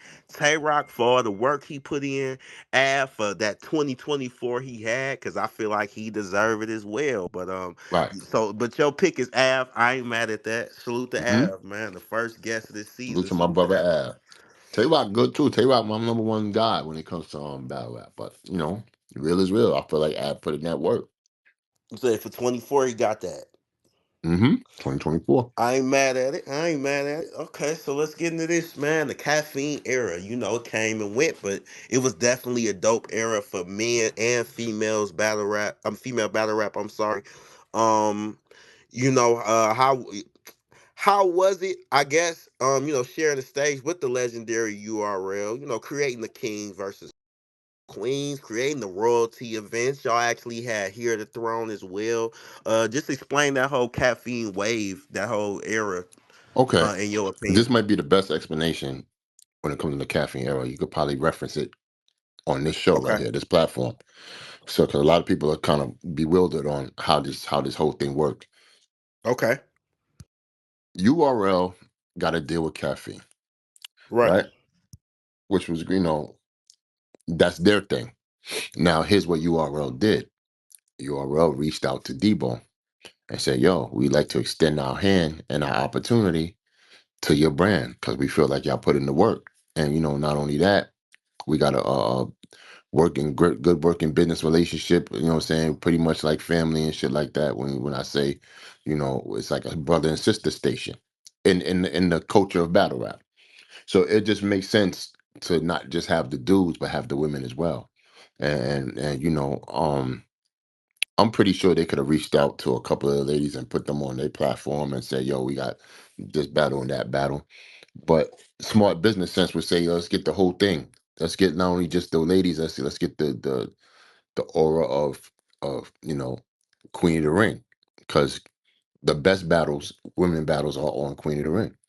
So, with that said, for those who don't remember, royalty was right before the caffeine deal. So we was in that on that same train already, getting ready to do our thing as far as URL and Queen of the Ring together. It just so happened the caffeine deal came right after, so it just all merged together. So that's where you get Kings versus Queen, because King versus Queens was my idea. I presented it I was presenting that shit for years, obviously doing the intergender battles and stuff like that. And URL to say, you know what, fuck it, let's just do this King versus Queen thing. And that was URL versus. It was supposed to be URL versus Queen of the Ring, but we just simplified it at BZ to call it Kings versus Queens. I said, fine, that's cool. Right. So for those who don't, for those who be trying to front and act like they never seen a league versus league, Queen of the Ring versus URL was a league versus league event. Well, I say that to say this: for those who believe that URL bought Queen of the Ring or we sold it to them, that's false. You know what I'm saying? We just came in as a third party to URL, you know what I'm saying, to work with caffeine and shit like that. So if for those who are asking, well, why caffeine can just get y'all and y'all don't have to work? Listen, business wise, if I get a deal, you understand what I'm saying? I'm putting you on, but at the same time, Right. this is my deal that I got. You feel what I'm saying? So I'm just gracious enough to be a part of that deal due to the fact that they didn't have to do that. You feel me? They could have just said, you know, we gonna just do this caffeine shit on our own and whatnot. So I understood the play. Yo, let's rock out and shit. We're gonna extend our hand. Right. You know, so I'm not gonna bite the hand that feeds me, nor am I going to jump over them to try to get something from caffeine to be like, yo, look at me, look at my brand, look at them. No, that's their fucking deal, bro. You know what I'm saying? That Right. was on the table. They were just so gracious enough to extend their hand and be like, yo, rock with us, Debo. You know what I'm saying? I was like, let's go. Facts. And you know what I'm saying? And on top of that, what it does is it secures a bag for multiple girls to be on caffeine. Whereas if they would have did it on their own, they would have just had one or two or three girls on URL that they finally thought was good enough to be on that platform, and that was just it. I secured a bag for multiple girls to win on the caffeine platform. You feel what I'm saying? So it was caffeine slash URL slash Queen of the Ring. So anything that was a Queen of the Ring um event on caffeine was really a Queen of the Ring event on caffeine. It was just presented by URL, you know what I'm saying? And caffeine just ran it and shit like that. So, you know, some of the battles you're gonna see on my platform, some of you're gonna see on the app. That's just what it is. That's how I structured it to be and whatnot. So that and we here with caffeine. That was the biggest ever for battle rap. I don't care what nobody said. Everybody was winning financially. Everybody didn't have to put their hand in their pocket. Beasley extended his hand on a COVID era. When I say COVID era, I'm talking about battle rap was on a standstill, bro. Nobody wasn't doing nothing. Remember those battles niggas was doing on YouTube and shit?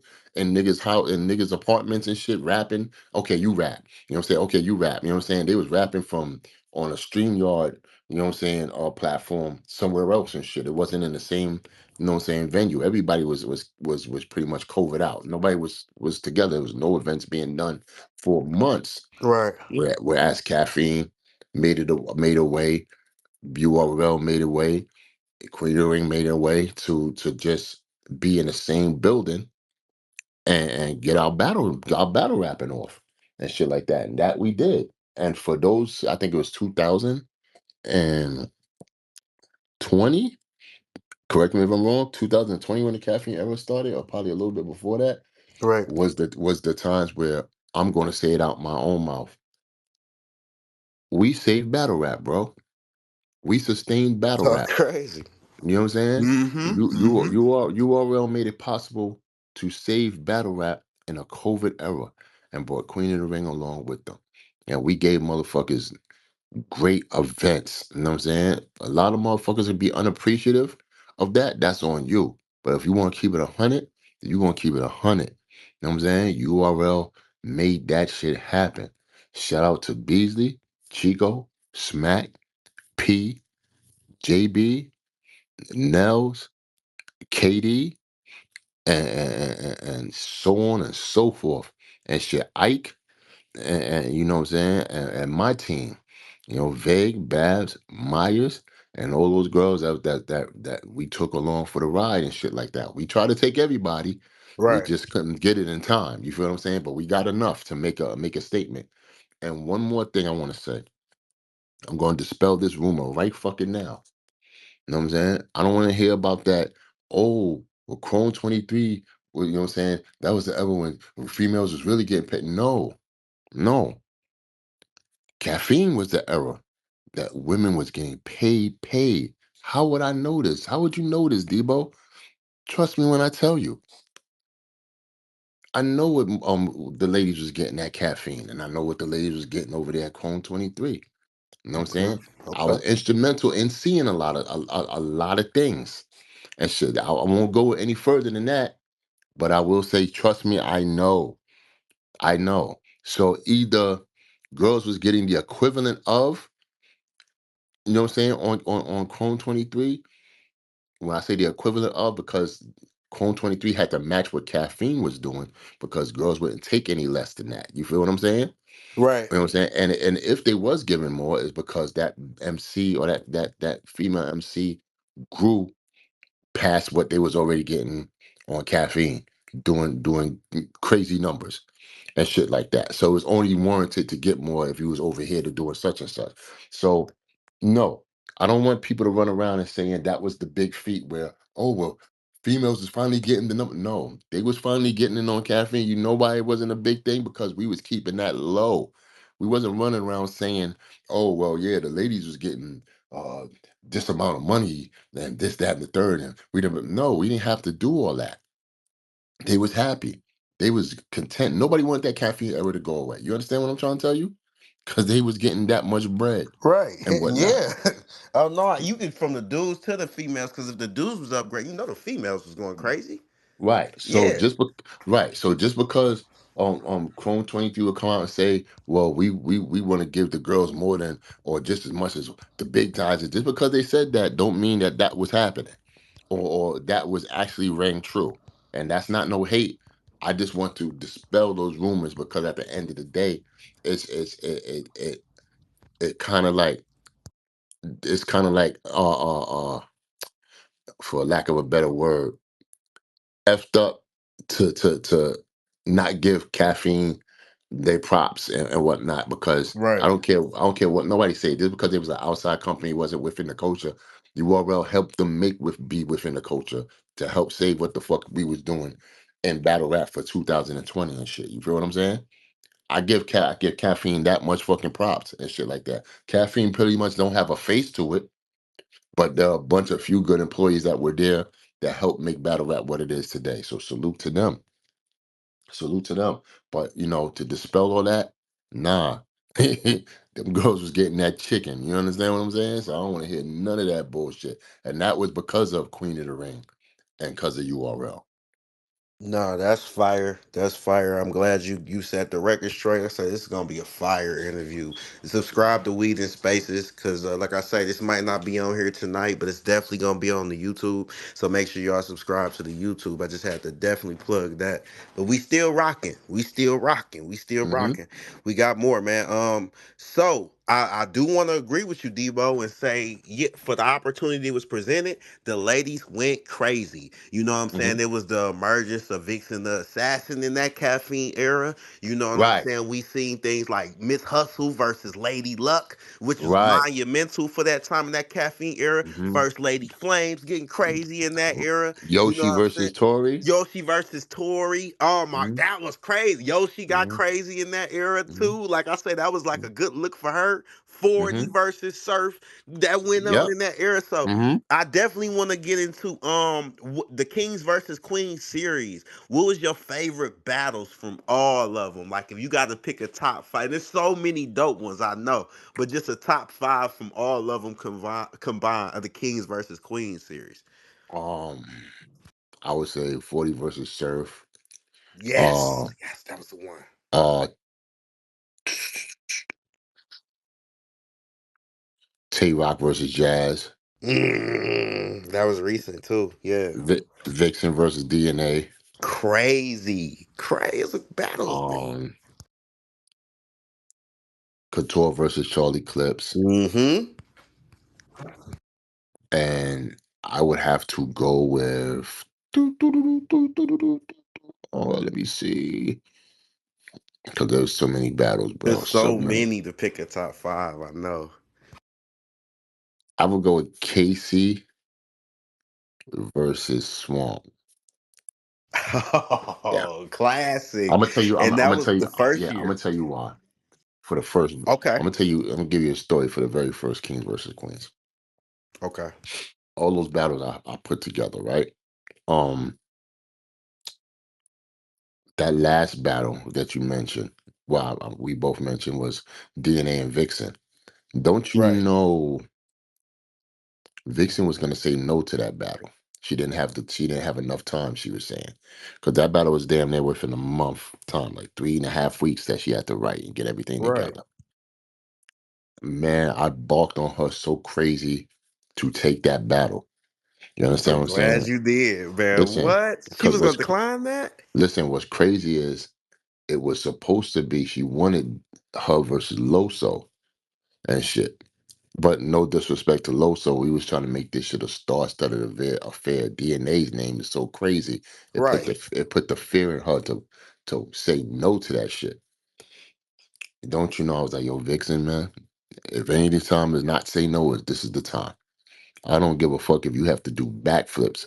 You gotta be in this shit. And she said yes to it. And look what happened. It turned her into the star I knew that she could be and whatnot. And I had that much confidence in her. So shout out to I call him the Super Seven, which is C3, um, E Heart, 40, Casey, Vixen, Couture, and who am I missing? Official. Shout out to Official, obviously. You know what I'm saying? Right. So that was monumental. That was historic. That came into fruition out of my brain tank on Kings versus Queens. Like to see that being accomplished in front of my eyes made all the difference in the world. To have an understanding that what I risked for so long to put together for the first ever intergender on Queen of the Ring was Hustle and O-Red came out to be that in that Kings versus Queens and shit like that. All them girls got paid big money.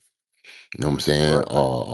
They got to battle their favorite battlers. They got to make a name for themselves, and they arrived. And they'll always have that moment in their lives to be like, "Yo, we did that." Those seven could call each other on the phone and say, "Yo, we did that." Somewhere down the line, you know what I'm saying? When all things come up and stuff like that, they could be like, "Yo, we did that.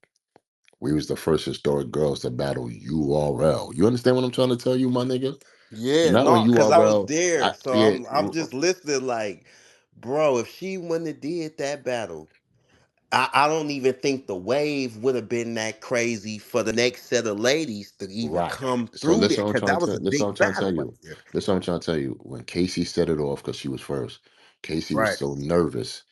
She said, "Yo, Debo, I'm nervous." I took her into a room. I said, "Yo, Casey, rap your bars. Let me hear 'em."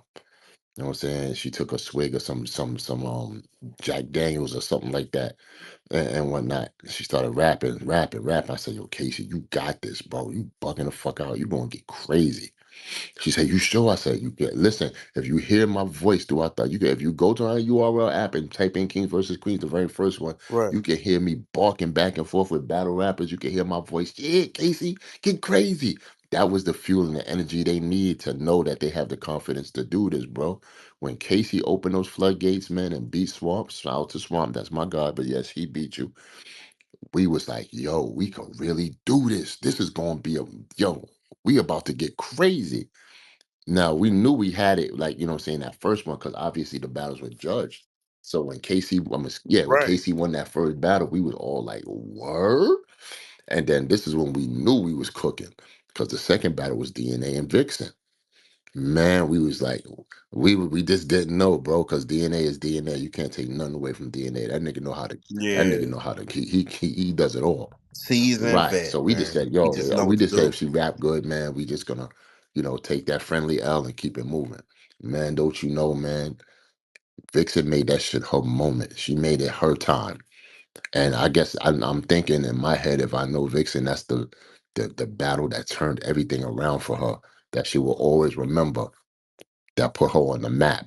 And when we won But that, this what I'm and we saying, Debo, not just for her, for the whole wave of the ladies there you being go, on the one hundred stage. percent, 100%. I Cause agree with mind you. you, I'm a consumer at the time. I don't know Vixen. But what I do know is in that face off, she's talking crazy Mm-hmm. to DNA. Mm-hmm. And then she on her kiss on the cheek Mm-hmm. type shit. She like selling the Mm-hmm. face off. And I'm Mm-hmm. like, what this girl gonna get in Mm, here and do but with listen, DNA? listen. I knew she had that in her. I knew it. It Yeah. just had to bring it out of her, you know what I'm saying? And she had the confidence. She was building her confidence little by little, little by little, little by little. It was that face off that made her take it to the next level. And once she started getting crazy in that battle, I think it's around the second round, she was really up. Like, yeah, I Wowing. think I'm cooking. We was like, yo, nigga, you cooking. You can hear me in the background. Yo, Vixen, you got it, nigga. Keep getting Hmm. crazy, nigga. Me and K-Shine going back and forth. Fuck out of here. You know a lot. Fuck out of here, nigga. You know what I'm saying? So we was just like getting crazy. So when Vixen won that, that means we was up 2-0. You know what I'm saying? We was Right. losing it in the caffeine studios. We was like, yo, we about to win this whole shit, King versus Queens. I told y'all niggas. You know what I'm saying? Me and BZ going back and forth. Yeah, nigga, I told you, nigga. The females is about to, yeah, nigga. BZ was laughing and shit. Like, yo, if anything, BZ enjoyed this shit more than anything. But in the back of his mind, BZ is a Right. competitor. He's like, nah, we really low key can't lose this fucking shit. You bugging the fuck out. So I think the third battle was uh C3 versus Rum Nitty. I was confident because Right. C3, man, see, listen, C3 ain't no fucking lightweight. You hear me? He was Oh, there not at at all. all. She could freestyle. Listen, C3, this is the C3 that battled Tay Rock, nigga. You know what I'm saying? So I said, yo, C3, we need this win. What's up? You know what I'm saying? And that was a good battle, to be honest with you and shit, man. Shout out to C3 and shit. But Rum Nitty is Rum Nitty, man. He took all these niggas took this shit serious. These niggas wasn't playing. These motherfuckers took this shit serious. Facts. We can't take away from what Rum Nitty did. You know what I'm saying? He caught the win. It was a nice edge. I ain't gonna hold you. I think it was like a 2-1, but he caught the win. You know what I'm saying? So we had to move on from there. So with that, we had who's next? Who's next? Who's next? E Hart. Damn, E Hart versus K Shine. Right. Same thing. K Shine was cooking, man. K Shine was just K Shine back then. He was like five back to back 3-0s from other battles and shit like that. So, you know, Right. it just probably shook up the confidence that E Hart had, but E Hart is still E Hart. You feel what I'm saying? Unfortunately, we took a L on that one too. We was like, all right, cool. So it was 2-2. You know what I'm saying? Hmm. So he's like, yeah, okay, fuck. What we gonna do? It's tied up and shit. Here come here come what the fuck is this? 4, 5, 6. I think it was Charlie. Was it Charlie? It was either Charlie and Couture or Arsenal and Official. I think it was Arsenal. Let me go with Arsenal Official. You know what I'm saying? Low key Arsenal, you my guy, but we thought we had that in the bag because official was gonna bar your fucking face off. That's what was supposed to happen. But Arsenal didn't come to play. Arsenal showed us why he was fucking Arsenal. Right. We was like, Right. damn, Arsenal got crazy. Like we was mad at Arsenal. Like, yo, nigga, you was supposed to rap like that.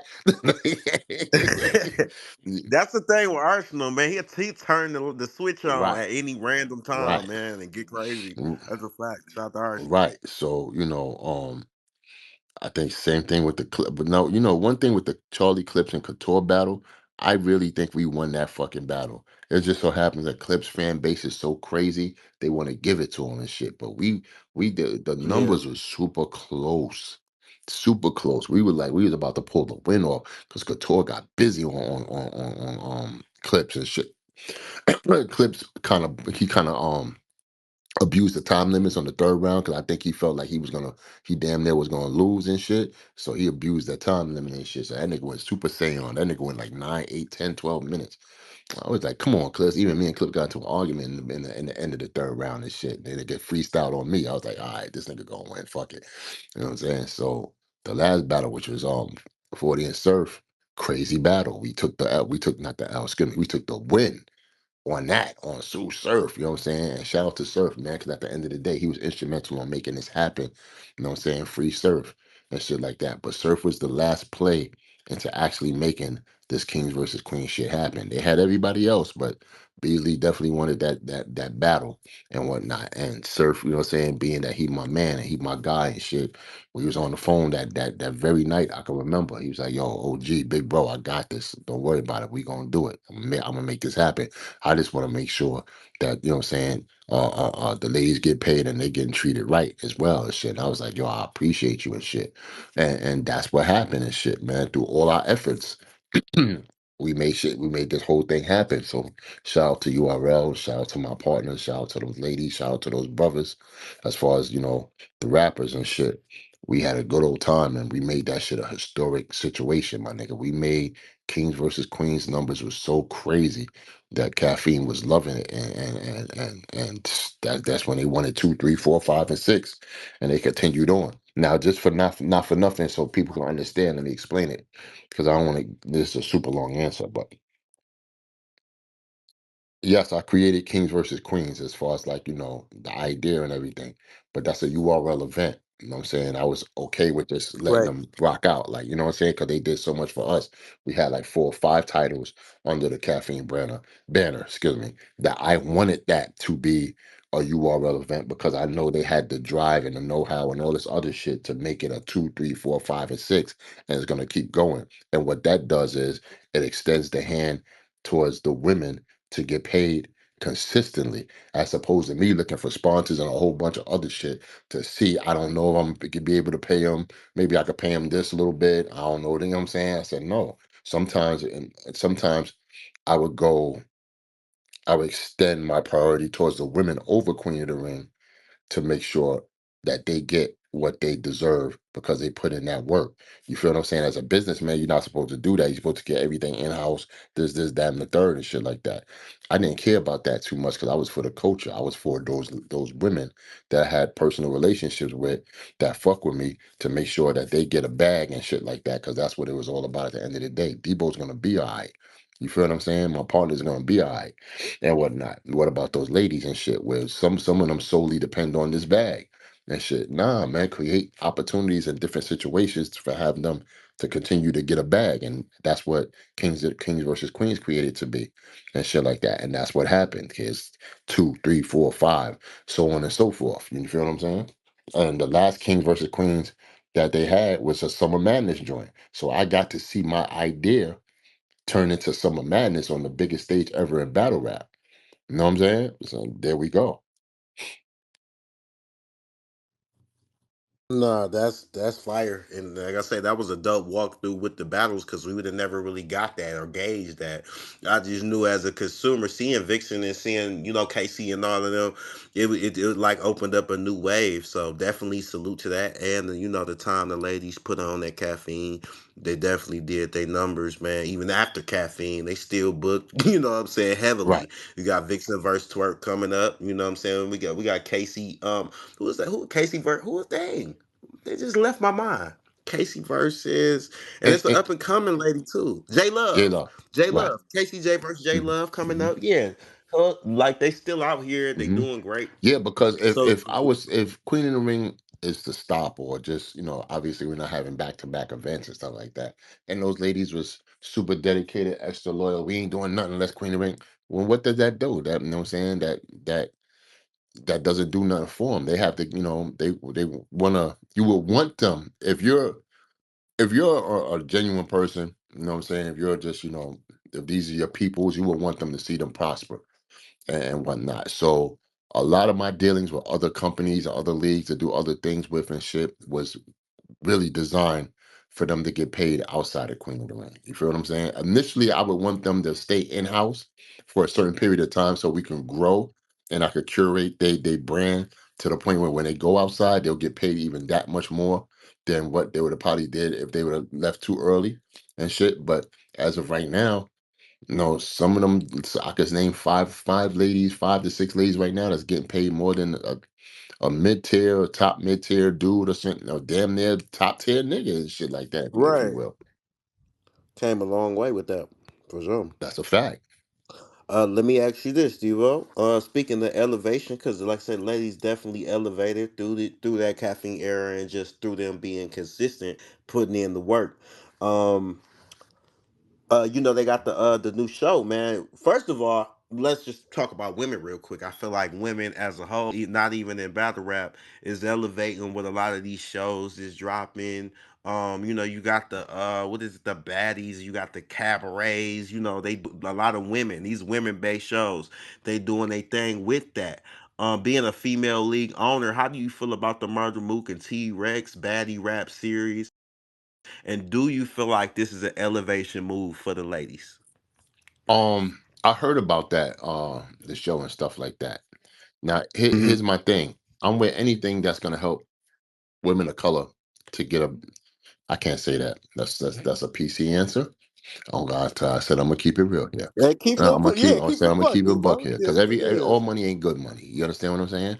Okay, Um, okay, these shows that you forementioned, pretty much, I'm not an advocate for a lot of them because it puts women of color in a bad light, so to speak. okay, Um, okay. where women of color have so much more to offer than just arguments and fights, if you will. Hmm. You feel what No, I'm I saying? understand. But this is to their understanding. This is the way to get to a bag, the fastest way, if you will. Um, Nobody has the patience to put in work to showcase something that's positive for women of color to create a bag, if you will. You know what I'm saying? Our minds, not just women of color, but men of color. You know what I'm saying? Black people in general, our people are conditioned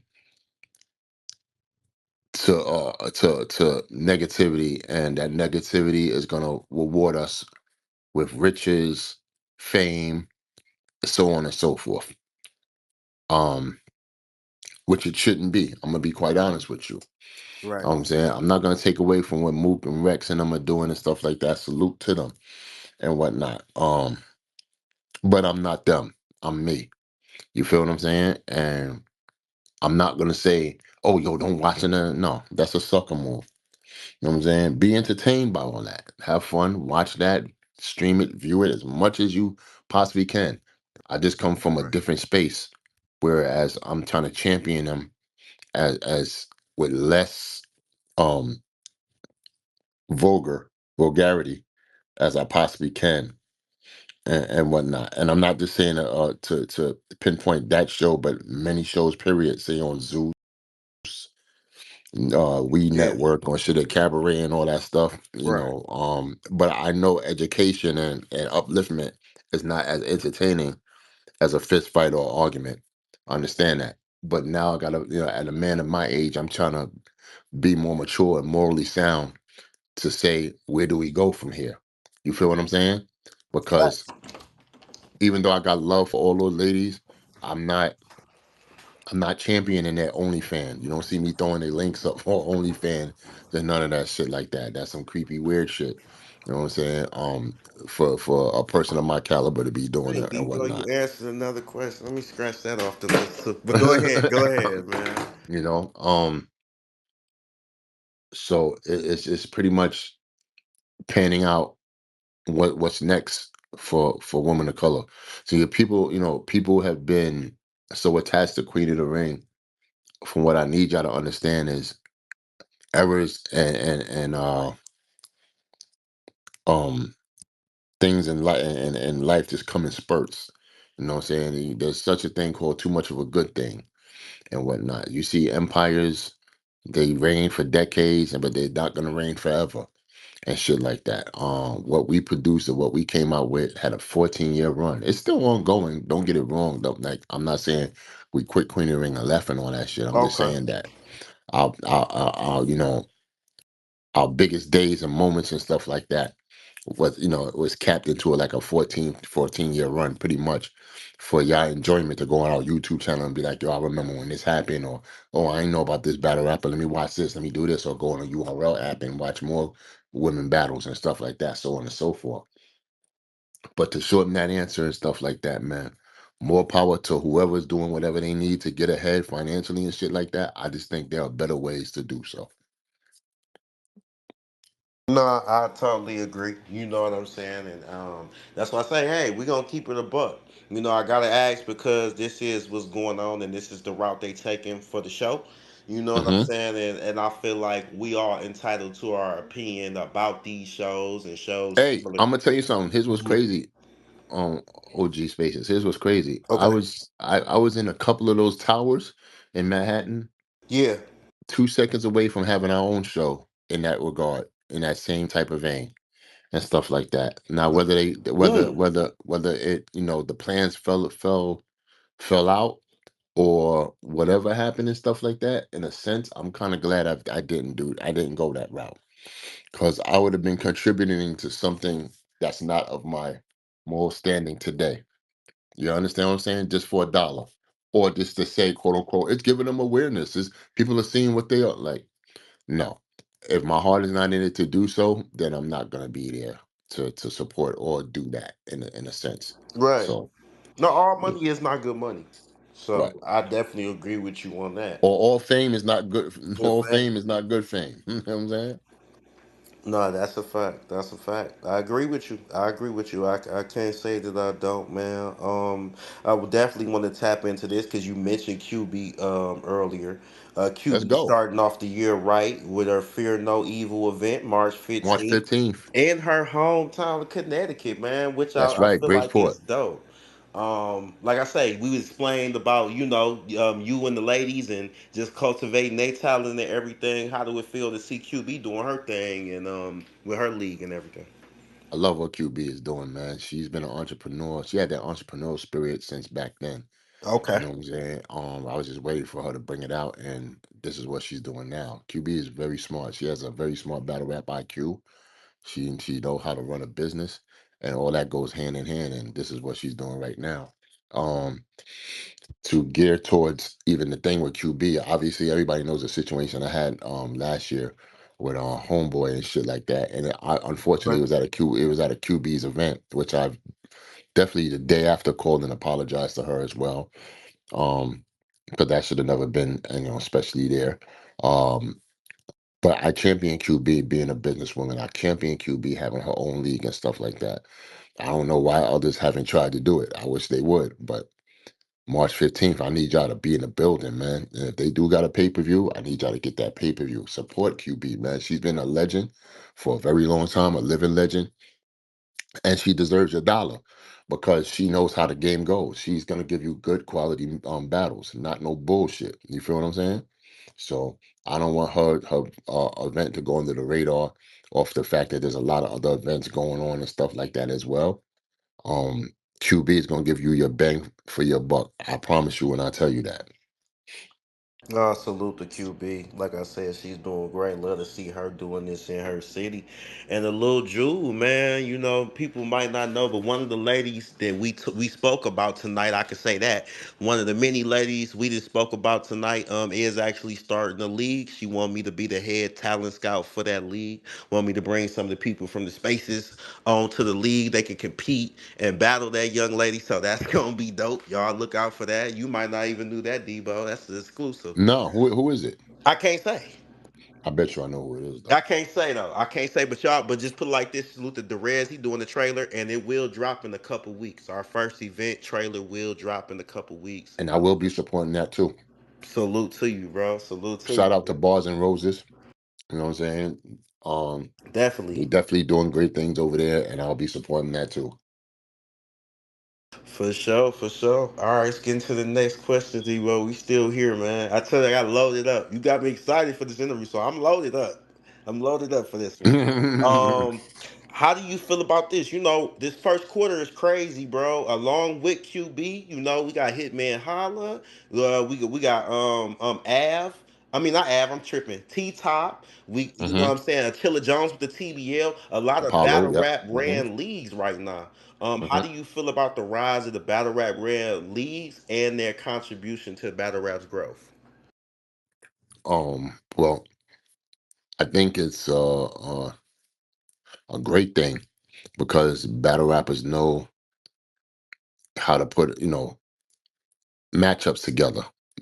Obviously they just learning how to be league owners, and I'm pretty sure the ones that are just starting to put these events together, understanding the shit that we went through, as far as the Queen of the Rings and the URLs and the King of the Dots and shit, and so on and so forth, on the shit that we went through. So I see a lot of them putting online, yo man, shit, and now I know what such and such went through when I had to do X, Y, and Z and such. But I think it's a great thing, man. It makes for a understanding transition as far as that goes. You know what I'm saying? I was an advocate for them to been doing this shit years ago. And that smooth transition right now is just helping the game sustain itself, and just keep it moving until the next phase and whatnot. So, it's an era because the big league era, came and pretty much just kind of went. and whatnot. So these battle rappers are putting their own cards together and stuff like that. There's a lot of them that came out. Just don't oversaturate yourselves where it's going to be too much. But I like it. I like what I see.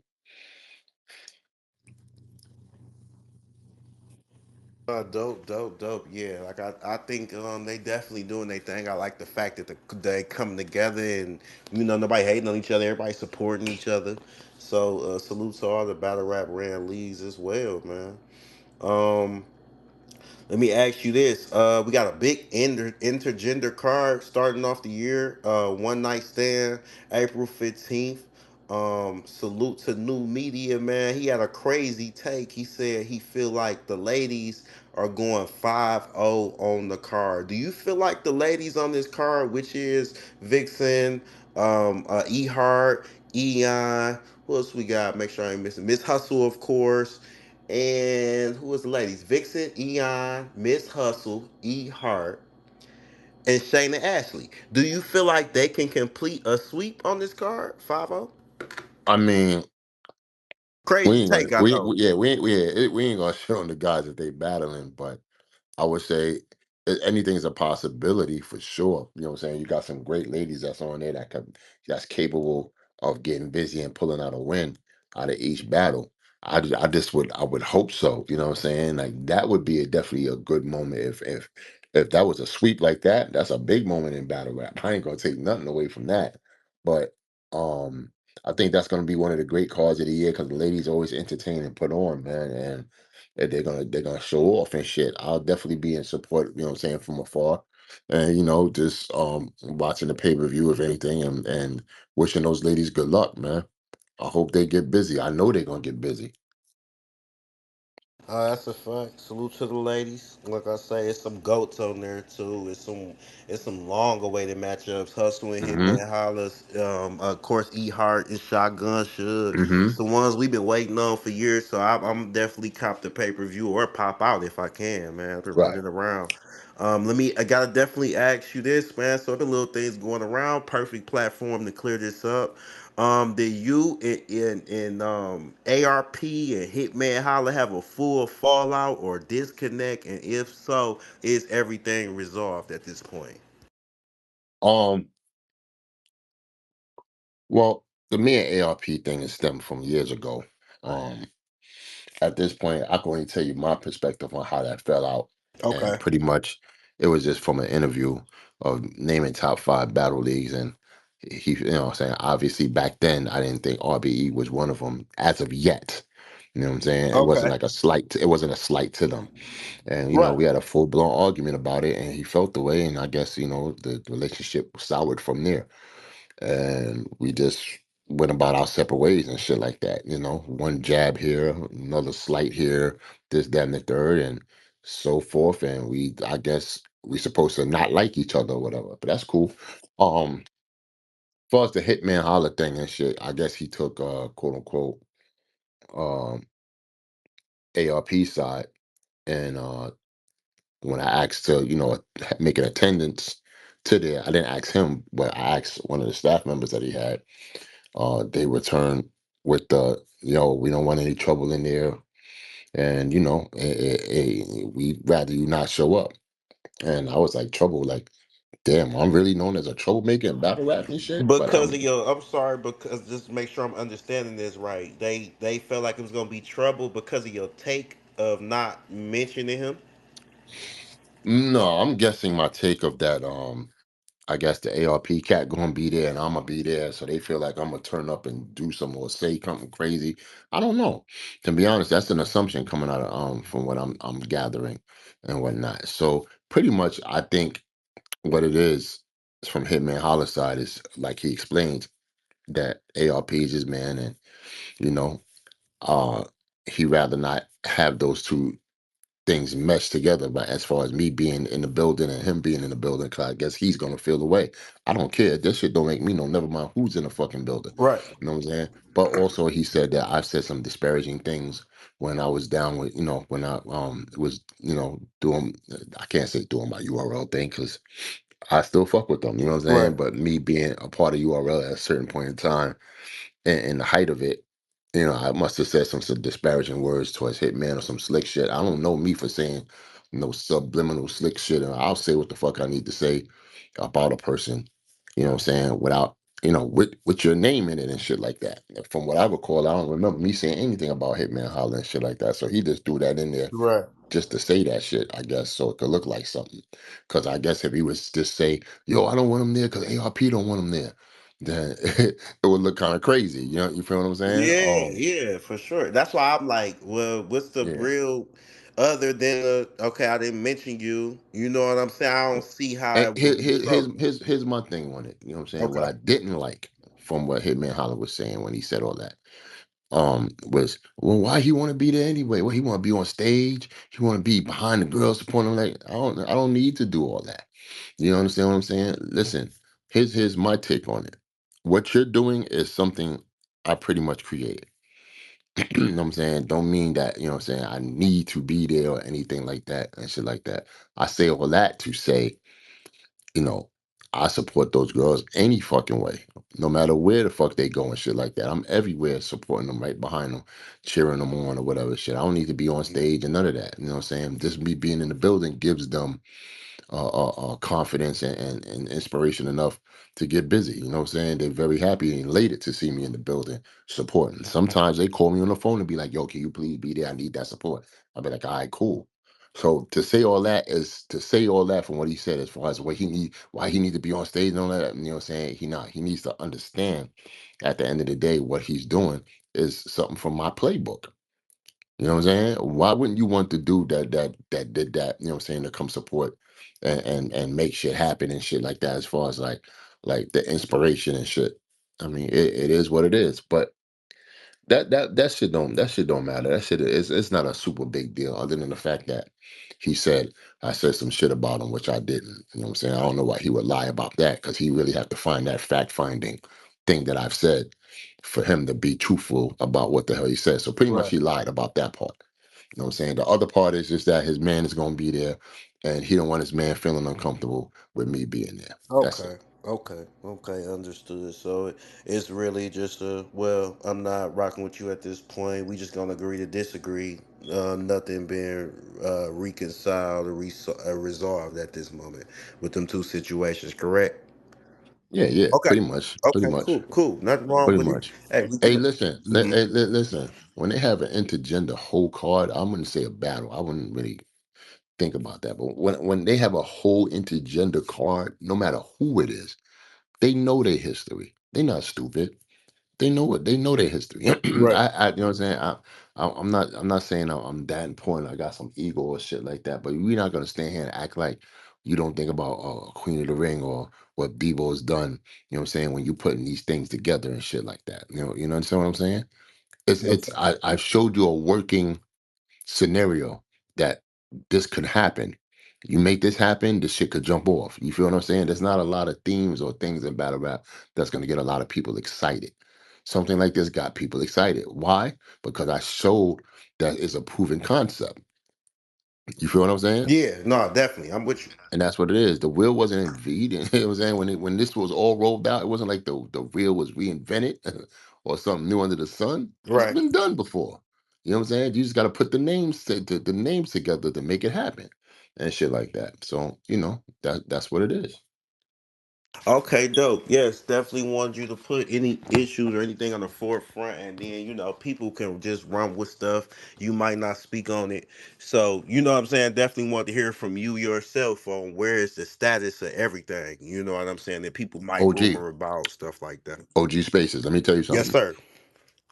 When I speak, for some reason, motherfuckers be up in arms and losing their mind when I have an opinion. Right. And just because I'm a league owner don't mean I have to shut my mouth and not say anything and just be a league owner and book battles. No. Right. I say what the fuck I want to say when I want to say it, how I want to say it, whatever and shit. I'm respectful at the end of the day. Don't get it fucked up. There's a reason why and the means of why I'm saying it. You know what I'm saying? And I think there was like a blog. I'm not gonna say I think there was a blog put out at ARP, you know what I'm saying, after his retort of what I said about RBE and shit like that. Let me tell you something. I didn't go out there blatantly losing my mind and shit like that. There's a podcast called Uppercut Podcast that made it appear as if we was talking shit about RBE and fuck RBE and all this other shit. That wasn't the case at all. Okay, You know what I'm okay. saying? That kid wanted to go viral with what he wanted to go viral with. Yeah, you know how He the game asked, go, yeah, clipping it up. I get it. yeah, he asked the question of me and Veg, and we answered it. But what if you see in that clip, you don't see the question being asked. You didn't see the clip in its entirety to whereas, oh, okay, this is why. You feel what I'm saying? Right. That question was asked of us and shit like that. Now, me being having my opinion, I wasn't being disparaging or disrespectful towards that opinion. I was saying how I felt about whatever I felt about. In hindsight, that person got up in arms, lost his mind, and made a fucking blog with narratives being painted and lies and bullshit. So I'm just like, okay, cool, whatever. I didn't see it. It is what it is. And when, but for some reason, when Debo says something, niggas lose their mind. I don't know what super gift I got for people to lose their mind in, but it is what it is. You know what? That can also be. OG told me stuff like that could be a sign of respect, and you know why? Because how that dude clipped that up on you. You feel me? And didn't hear the Hmm. question. You never know the respect and admiration the person had for you before. You know, some shit like that happen. And then when Hmm. it happened, they go in World War, 25. they Hmm. they creating a new war Hmm. because they really had this respect for you that they never expressed. Right. And it might come out in that type of way. So it could have very Understood. well been that. Understood. Understood. But they know what it is. Yeah. They know what Queen of the Ring is about. Again, nobody can ever shit on my brand or anything. And one thing I will give is, what I'm saying, they won't shit on my brand. You know what I'm saying? You could probably shit on me personally if that's what you want. That's cool. Don't make me no never mind, but you can't shit on what Queen of the Ring's done for the game. It wouldn't make no Now sense that's a to do that. fact. That's when we get to start talking facts. That's a fact. Right. It wouldn't make no sense to do that. You know what I'm saying? I definitely agree. I definitely agree, man. Let's get into this. See where we at. Let's see where we at. Oh, okay. Let's go and get this out the way and come to resolving and seeing where we at, the status of things. It was a live last year, man. I have to be watching it live. So it wasn't like, what I'm saying, I went back and again clicked and seen what happened. I happened to be watching the live with Caps and they got very disrespectful on his end. You know what I'm saying? You Mm-hmm. did let him know, like, okay, that's what you. All right, cool. I'ma see you. You proceeded to pull up to the event.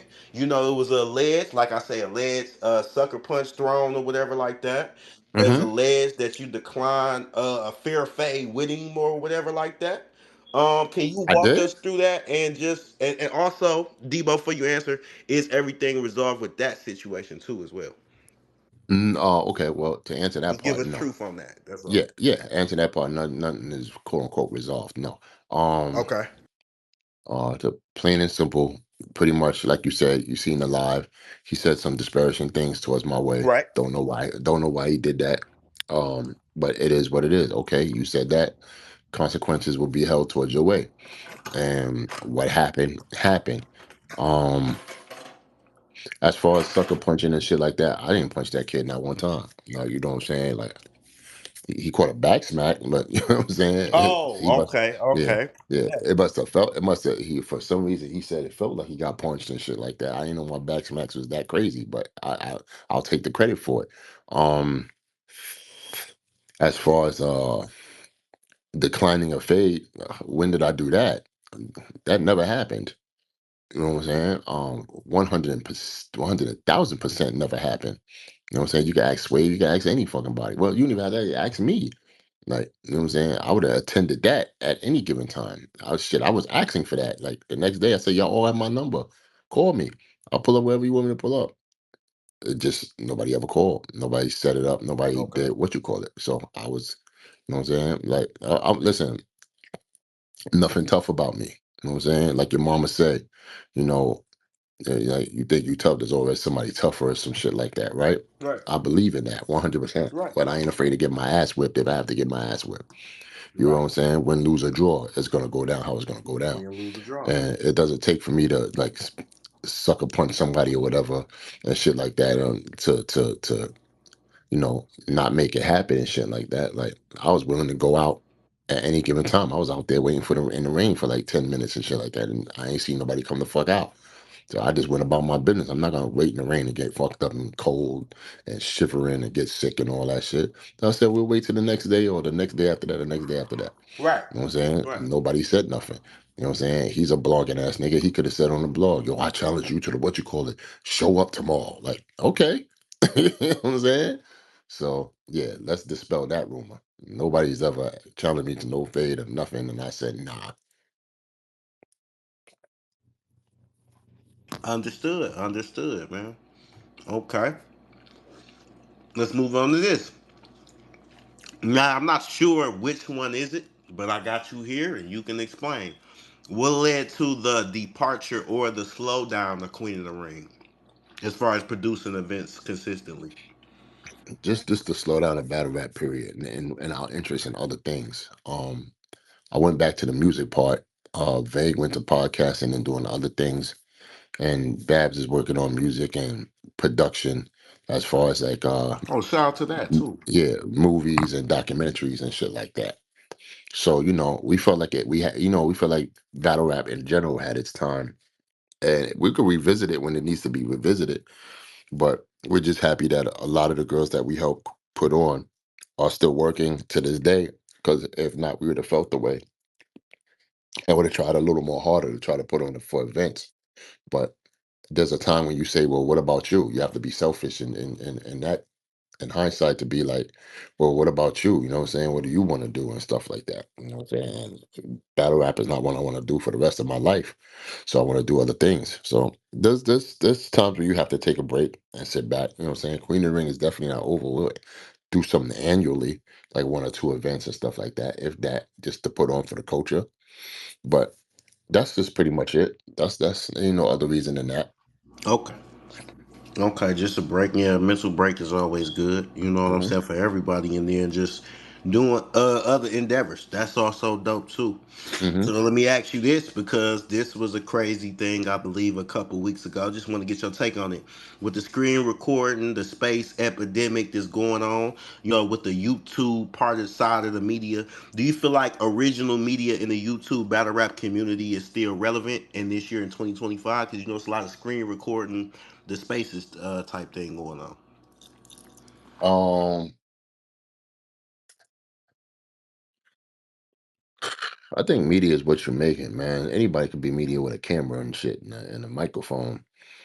Um, there's different ways, different outlets and shit. It's all about talent, man, and how you execute and deliver that media to the masses, which makes you that it person, quote unquote. You feel what I'm saying? And some could do it, some can't. And shit, that's definitely an art. You know what I'm saying? Trust me, I've dipped my toe in the media every now and then. Now, it's not saying I can't do it. I could, but the consistency you have to do is some everyday shit. And I ain't got time to be in front of a microphone every day like that. Right. So shout out to the ones that can or the ones that do. But you still think it's very much still relevant, and I'm Oh, I do speaking more to apologize. the. Yeah. No, you good. You good. And I'm speaking. I just want to clarify what I'm saying too. I'm speaking more of the original content, like flying out, getting those interviews done, or having them fly in, getting interviews done, stuff like that. Do you think that whole thing is still relevant, like with the spaces and everything they got going on, where you can just Now you record mean them? now you're talking about within battle rap? Yeah, within battle rap, Okay. because the Well, space has been it, dominated. right. Well, it's always the old school way of, you know what I'm saying, going to an event and interviewing a cat and all that shit, which is still dope because you're getting tangible content Right. visually. Whereas the spaces, you can just a click of a button get somebody as soon as they get off that motherfucking stage, they get into the spaces and say how they feel about X, Y, and Z, so on and so forth. It's just all about the host that holds that space to make it as entertaining as they could be. You know what I'm saying? So shout out to you Right. per se, and shout out to Absolutely. the boss Tati Yeah. and them and um y'all doing a wonderful job and shit, giving the fans a fans experience. Cause y'all, I'm pretty sure y'all fans yourselves are the culture and shit. So y'all giving that experience as to, listening to your favorite battle rapper speak about whatever situation as happening and stuff like that. But when you say that versus this, I still find interest and entertainment in both. You know what I'm saying? One doesn't have to be over the other, if you will. Hmm. And shit, there's still good ways of getting your entertainment value out of both situations. No, I definitely agree. I love both personally, but it was a little thing with that going back and forth. Definitely love how you answered that. Let's get into this. Shout out to Dejan T, man. Bars and Roses. They got their Moi All Bars event coming soon. And just visually I've been seeing you fully supportive of their brand. I think it's kind of dope. They got a female league, but it's in a whole nother region. Whereas y'all guys started in New York, they starting in the Carolinas and Hmm. throughout the South. I see you been in full support of that. How do you feel about her movement and some of the talent she got over there? Um, Very much in support. Shout out to Dejan. She helped with the second prom night, with Babs and stuff like that. I Oh, called that's her. dope. I damn near called her the female me and shit, which was dope, man. To see somebody moving and shaking and handling business, man. I love people turning into stars in their own right that put on and shit, especially when they work hard for it. Um, as far as Bars and Roses is concerned, that's the other true women's battle league, if you will. That's not pretty much heavily holding, having men on their platform to upgrade their platform. She is pretty much, you know, blinders on, supporting and representing the women and shit like that in that regard. And I think she's doing a wonderful job. And I think with that event, the Moi event, I'm looking forward, if I can or can't be there, I'm still looking forward to those drops to see who's the new talent. I'm watching from afar, and I'm geeked and entertained by seeing whatever legacy that we left behind being picked up and going to the goal line for the continuance of the women's battle rap culture. Facts, man. Like I say, she's doing her thing, and I see you even made the direct comparison. Dejan is very smart at what she do, and like I say, man, I definitely wish her the best as well. Just the taking the thing y'all started and just keeping it alive. You know what I'm saying? We Nah, talk that's a about fact. I'm never we talk. gonna undermine Bars and Roses, man. They're not the little sister or Mhm. oh, they the little no. You know what I'm saying? She's doing big things, man. And big things to me is it's just keeping women's battle rap afloat and shit like that. I don't want to be the only one. You know what I'm saying? I have open arms for other people in the world that want to do women's battle rap. I think if we had that, then Queen of the Ring would be that much more revered. You feel what I'm saying? Because even though we're a niche market in the male battle dominated form, we'll be looked at as the URLs of, they call us the URL of women's battle rap or some shit. But if you have multiple women's battle leagues and shit, you'll truly understand the gift that Queen of the Ring has brought to the world and the masses and shit. Oh, dope. Let's get into this, man. We got a couple questions left. This interview has been fire. If y'all just tapping in, make sure y'all subscribe to Weed in Spaces to get all of these in-depth interviews, man. Salute to Debo again. I gotta ask the biggest question because when they heard I was interviewing you, of course, you and Queen of the Ring, it's like one and one. You know what I'm Hmm. saying? So on the record, while we here, will Queen of the Ring return? You know, Yes. 'cause- okay, let's go. Let's Yes. go. Yes. I'm working with Bonnie, the diver, and Gaddis on something with Queen of the Ring. Um, Shout out to Bonnie and Gaddis. right. Nice. I don't want to tell y'all what it is, but it's something we put together that's dope. Hopefully, we'll get it done by the summer, the middle or ending towards the summer.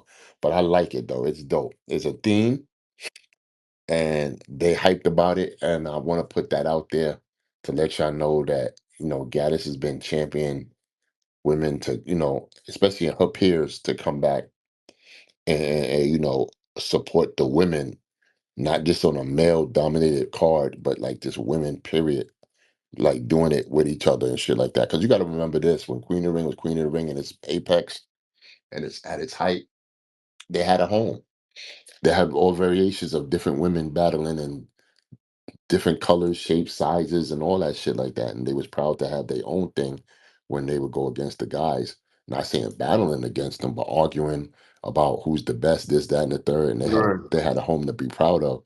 When we was hot, they would be like they brag to the guys, yeah, yeah, we doing these numbers and this, that, and the third, and such and such and such and such. You know what I'm saying? I remember those times and whatnot, man. And I was proud for them and whatnot. So yeah, we're gonna make a return to answer your question for sure. So y'all heard it here first. Queen of Ring will be returning. You know what I'm saying? Y'all been running down on DEBO. When the next event? We got it here, man. I'm glad I was able to get that from you, man. Salute. Um, let's get into this, man. We talked a little bit about it earlier, but you know what I'm saying? Hey, look, you kind of foreshadowing things. You know, you answer multiple questions, but we got to get back to it. How do you feel about the women, you know, having the OnlyFans using sexual marketing opposed to the early days? Because the earlier days, I feel like it was more so, hey, I can rap, especially early Queen of the Ring. Hmm. Like I'm not don't just take me as a woman that you know what I'm Hmm. saying is being sexual. I can rap. I have bars. You Hmm. know what I'm saying? Now I think a lot of the female MCs is using it for their benefit. You know, just because the time we was in, and mind you, that was almost over a decade ago where I felt like ladies had more of that, no, respect my bars, respect my pen. You know, Hmm. I'm not here to sell sex. And now we're literally in a time where you know females got bars, they still got lyrics, but some of them are Well, selling don't sex. answer your own question, OG Spaces. Don't answer your own question. 'Cause I'm gonna answer it for you. At the No, end of the go day, ahead, brother. like you said, it's the sign of the times, man. If money wasn't involved in these things called OnlyFans and stuff like that, I'm pretty sure a lot of these ladies wouldn't have done it. You know, so do I agree with it? Of course not. You know what I'm saying? I wouldn't want them flesh peddling flesh, on the internet, for a coin and shit like that. I'm a man of a different stature because uh I believe in them and they brain power so much to do other positive things and stuff like that to move forward and whatnot. But in real life, you got to pay that light bill, you got to pay that rent, you got to pay that car note, you got to pay that insurance, so on and so forth, and stuff like that. Now, I'm not saying do a OnlyFans to do that, you know what I'm saying? But I can understand if you exhaust all means in life, you got to do what you got to do sometimes. Am I in Mhm. agreements of that? No. And some of them understand that I'm not, but I'm not going to be judge, jury, and executioner of their life either, because those are the choices they made as grown adults. You understand what I'm saying? So some things just neither here or there. Just so happens that they're a battle rapper, so they took that battle rap fame and applied it to a OnlyFans to secure a bag. It is what it is, bro. No, that's a fact. I guess the second part of that question is, uh, uh, do you think that's gonna help them or hurt them in the long run? I would say this: entertainment is always entertainment. My biggest fear of that situation for the people that, for the girls that have OnlyFans that I hold dear to my heart is they kids. When their kids Facts. grown up or their kids go to school and stuff like that, they're famous enough at least to other kids and their other peers to be like, "Yo, is this your mom?" or this, that, and the third. And I don't know if any of them had that experience yet. That their kids would feel, slighted or embarrassed that they quote unquote mother is a OnlyFans, saying holder. Um, but that's the only thing I would fear for them and whatnot, because that does, equate to an embarrassing situation. I just wish they would find another way, but like I said, who am I? I'm not their judge, jury, and executioner and stuff like that. It's the sign of the times. That's what they want to do. So be it. It is what it is and shit like that. But that's the only thing I would fear, man, because your kids ain't asked for that. They ain't asked to be born. They ain't asked for you to, make them look a certain way and stuff like that. They hold their parents to high regards and stuff like that. And if the shoe was on my foot, I would super feel away. Rest in peace, and any of my, rest in peace, my mom. So I don't want to say her name, but any family members that I hold dear to my heart would be doing that or something like that. I don't know. No, definitely understood with that.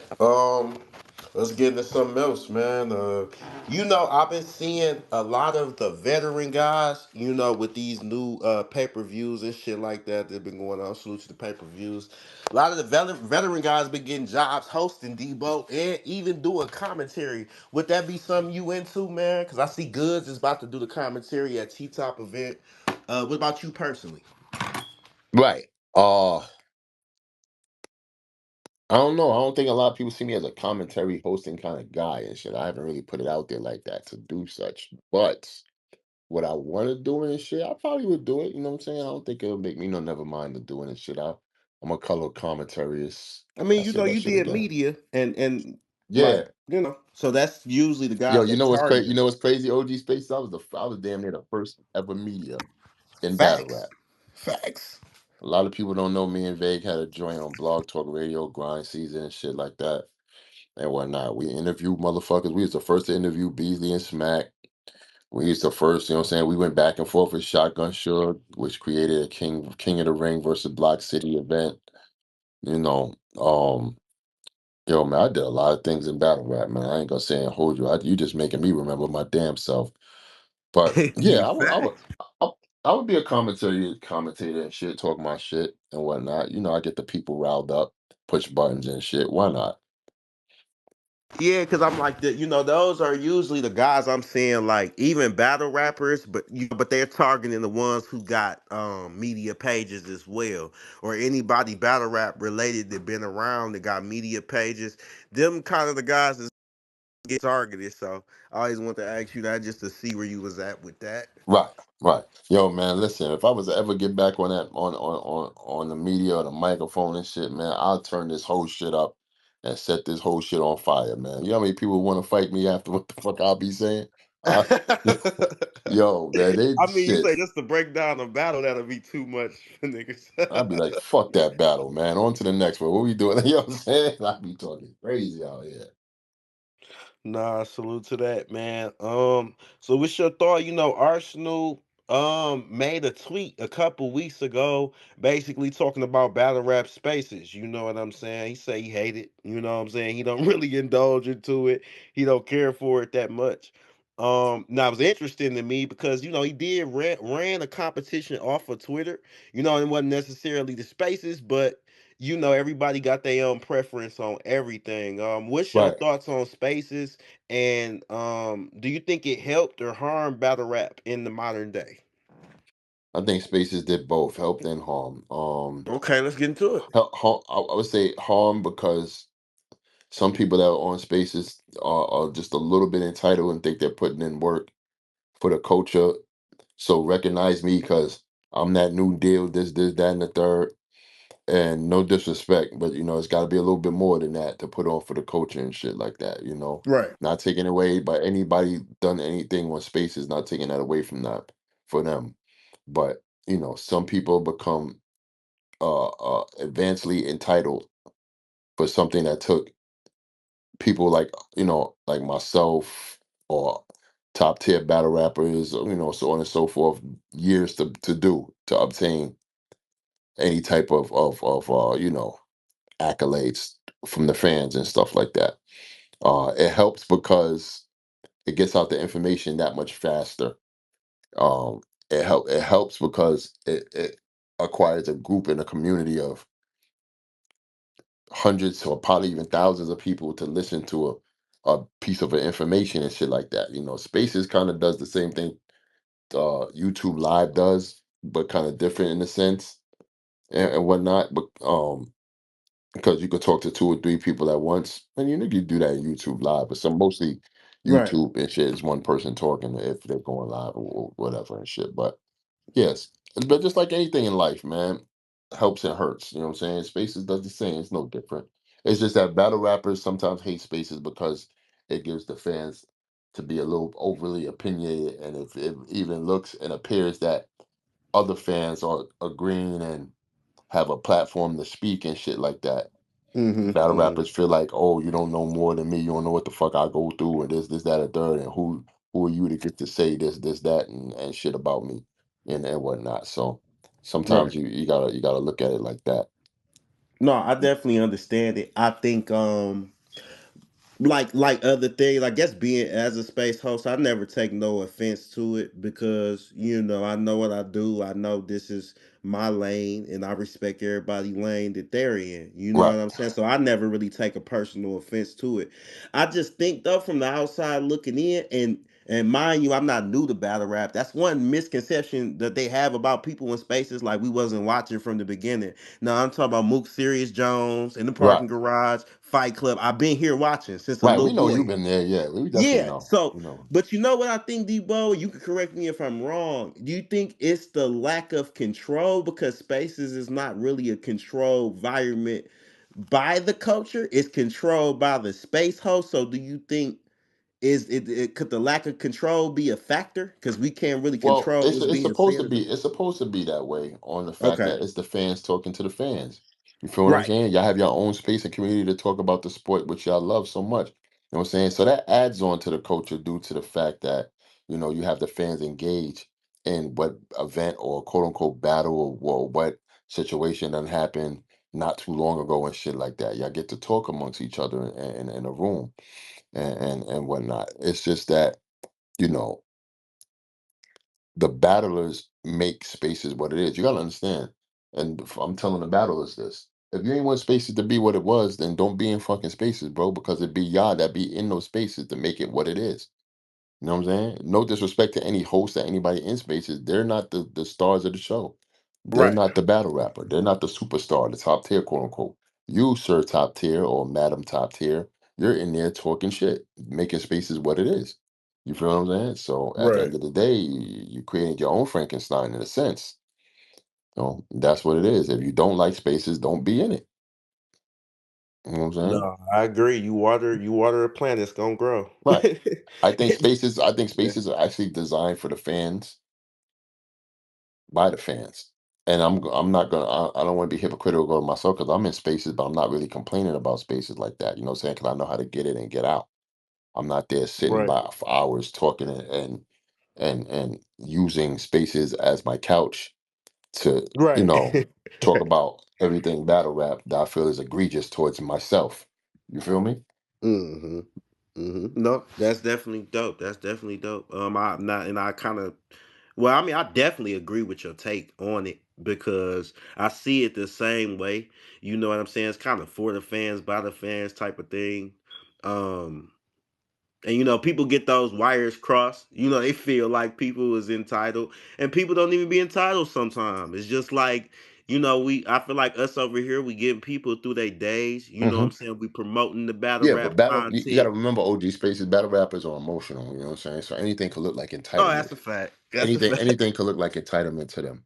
They'll create a narrative to make it look like an entitlement to them. You know what I'm saying? So at the Agreed. end of the day, you gotta be careful of that sensitive battle rapper that's in your spaces that will feel away by a hmm comment by even saying you lost. Agreed. Agreed. Agreed. Like I said, this year five for me. I did start the battle rap spaces movement. You know what I'm saying? Because there's other Oh spaces, yeah, you the but OG spaces. You know what I'm yeah, saying? But yeah. I'm literally listen, the so I just seen it all. Like, you're what I'm saying? Opinion. you're 5 years in without an incident or hmm a situation applied to you that could be like, well, OG Spaces was caught doing such and such or whatever and shit like Right. that. You feel me? Right. Which kind of made it iffy, I guess, when I first jumped in, because I felt like with media, I didn't like some of the things that was like on their jacket, but I had to realize myself, like, I'm not them. I'm me. And That's I a think fact people gonna because see just that. because you're quote unquote media doesn't mean you're I'm them. just like Right. the media you don't like. You know what I'm saying? Yeah. Some of these media niggas just happen to be weird motherfuckers because that's their personality as a person. You know what I'm saying? The And more it you ended put up coming yourself to the out there, light. the more you put yourself out there, the more they'll find out something about you. You know what I'm saying? Because you're seeing it yourself. No, you right. You right. I agree with you, man. I got two more questions for you, but that was definitely dope. Appreciate your take on that. Like I say, you've been here from the beginning, Debo. So just throughout the whole evolution of battle rap and battle rap politics and business, right? Hmm. Because that's also different as well from how it was in the beginning.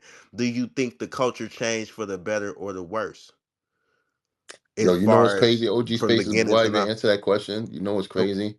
Okay. I just noticed way back then, it just struck my mind that I'm the only battle league owner my age that's seen all the hip hop that's from the Bronx. That's crazy. I just Yep. noticed that shit. Yep. You seen it all. You seen it all. That's crazy because Smack is not from the Bronx. Beasley not from the Bronx. And I'm older than them. All the other cats is from different areas and stuff like that's crazy. I just noticed that shit. Wow. Yes, I'm sir. sorry. What was that question, man? I just harped on that. My fault. Nah, you know what? That's the point of these interviews too. They autobiographical, so you might notice things that you didn't even realize because you working. Right. But the question was just throughout the evolution of battle rap with politics and business. Do you think the culture overall changed for the better or the worse? The culture overall changed is for the transition. You know what I'm saying? Some Okay, transitions have explain. peaks and valleys. Right now, this looks like a situation, whereas battle rap is like considered down in the dumps, but in a sense, you can only go but so far with battle rap. But the transition battle rap is having right now is amongst their peers. So I really can't give a conclusion to it because I don't think anybody should, because that's just nobody knows the future. But the transition it looks good for 2025. You see all these cards and shit with these That's a big ass fact. names and stuff like that. Now there's the thing. Yeah. There's the thing. You ready for it? Yes, sir. Okay. Battle rap back in the day, in my era, you know what I'm saying? Where you got 2007, 8, you know what I'm saying? 9, 10, 11, 12, 13, 14, 15, when the Mm, leagues were running shit and whatnot. Um,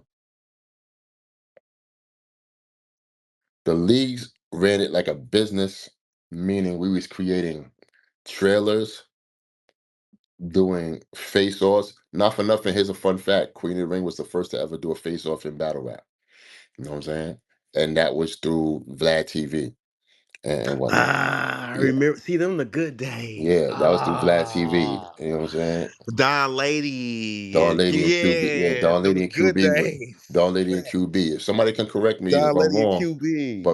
but what Dawn Lady and QB was the first ever face off in battle rap. You know what I'm saying? It And that was through was. Vlad TV. It was for Queen of the Ring. Okay, and Damn, I just realized that. Go ahead, right. Debo. My bad. So correct me if I'm wrong. Where I was going at again? Okay, I got it.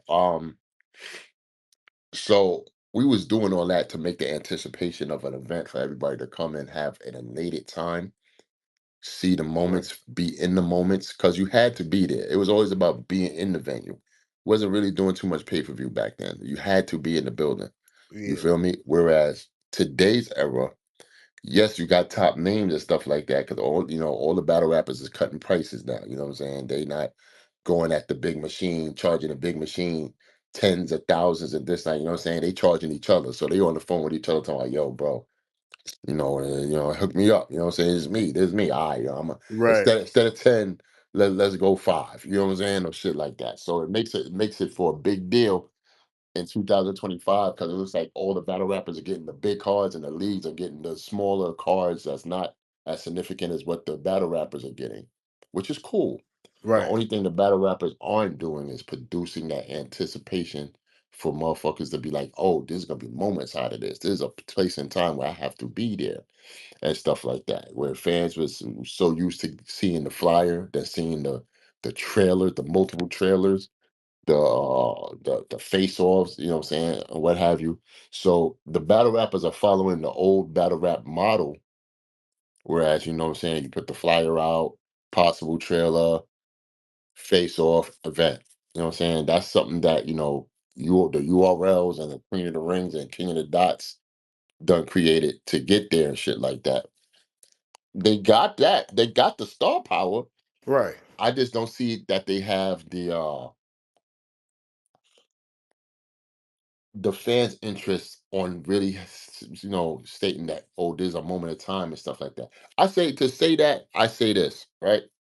I don't know who is the average accurate fan of battle rap today. You feel what I'm saying? Yeah. No, Back in I my get what you're in saying. our day, I'm pretty sure you're a man of certain age and stuff like that. I don't want to say your age or nothing like that, but Right.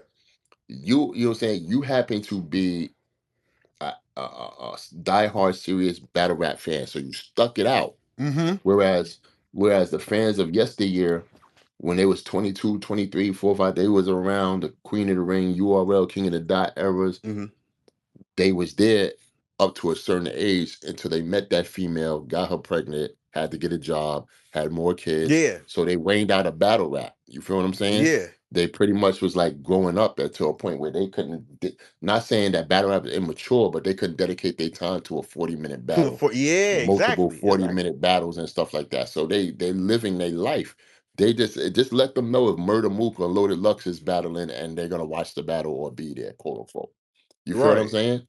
So those fans grew up on those leagues I mentioned, but not say grew out of it, but grew up and moved on, if you will. You feel what I'm saying? So they always gonna hold dear the battles that they gonna go back to and watch from back in the days and shit like that. But Yeah.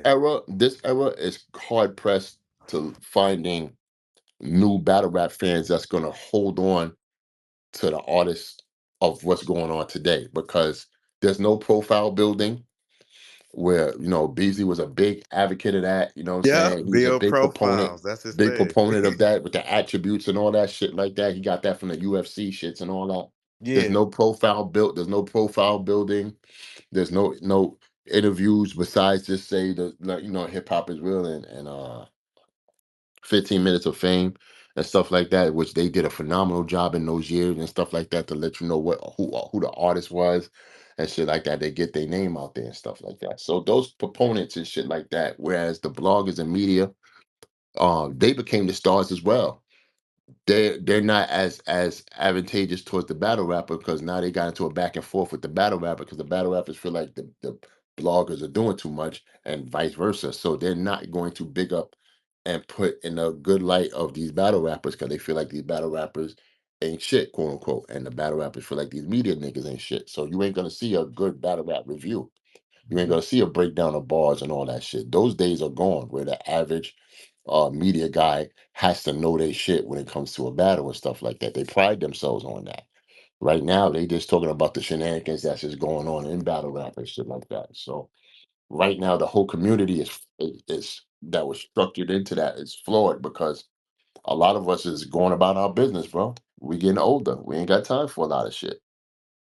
Whereas you see RBE retired, King of the Dot don't do as much events as much.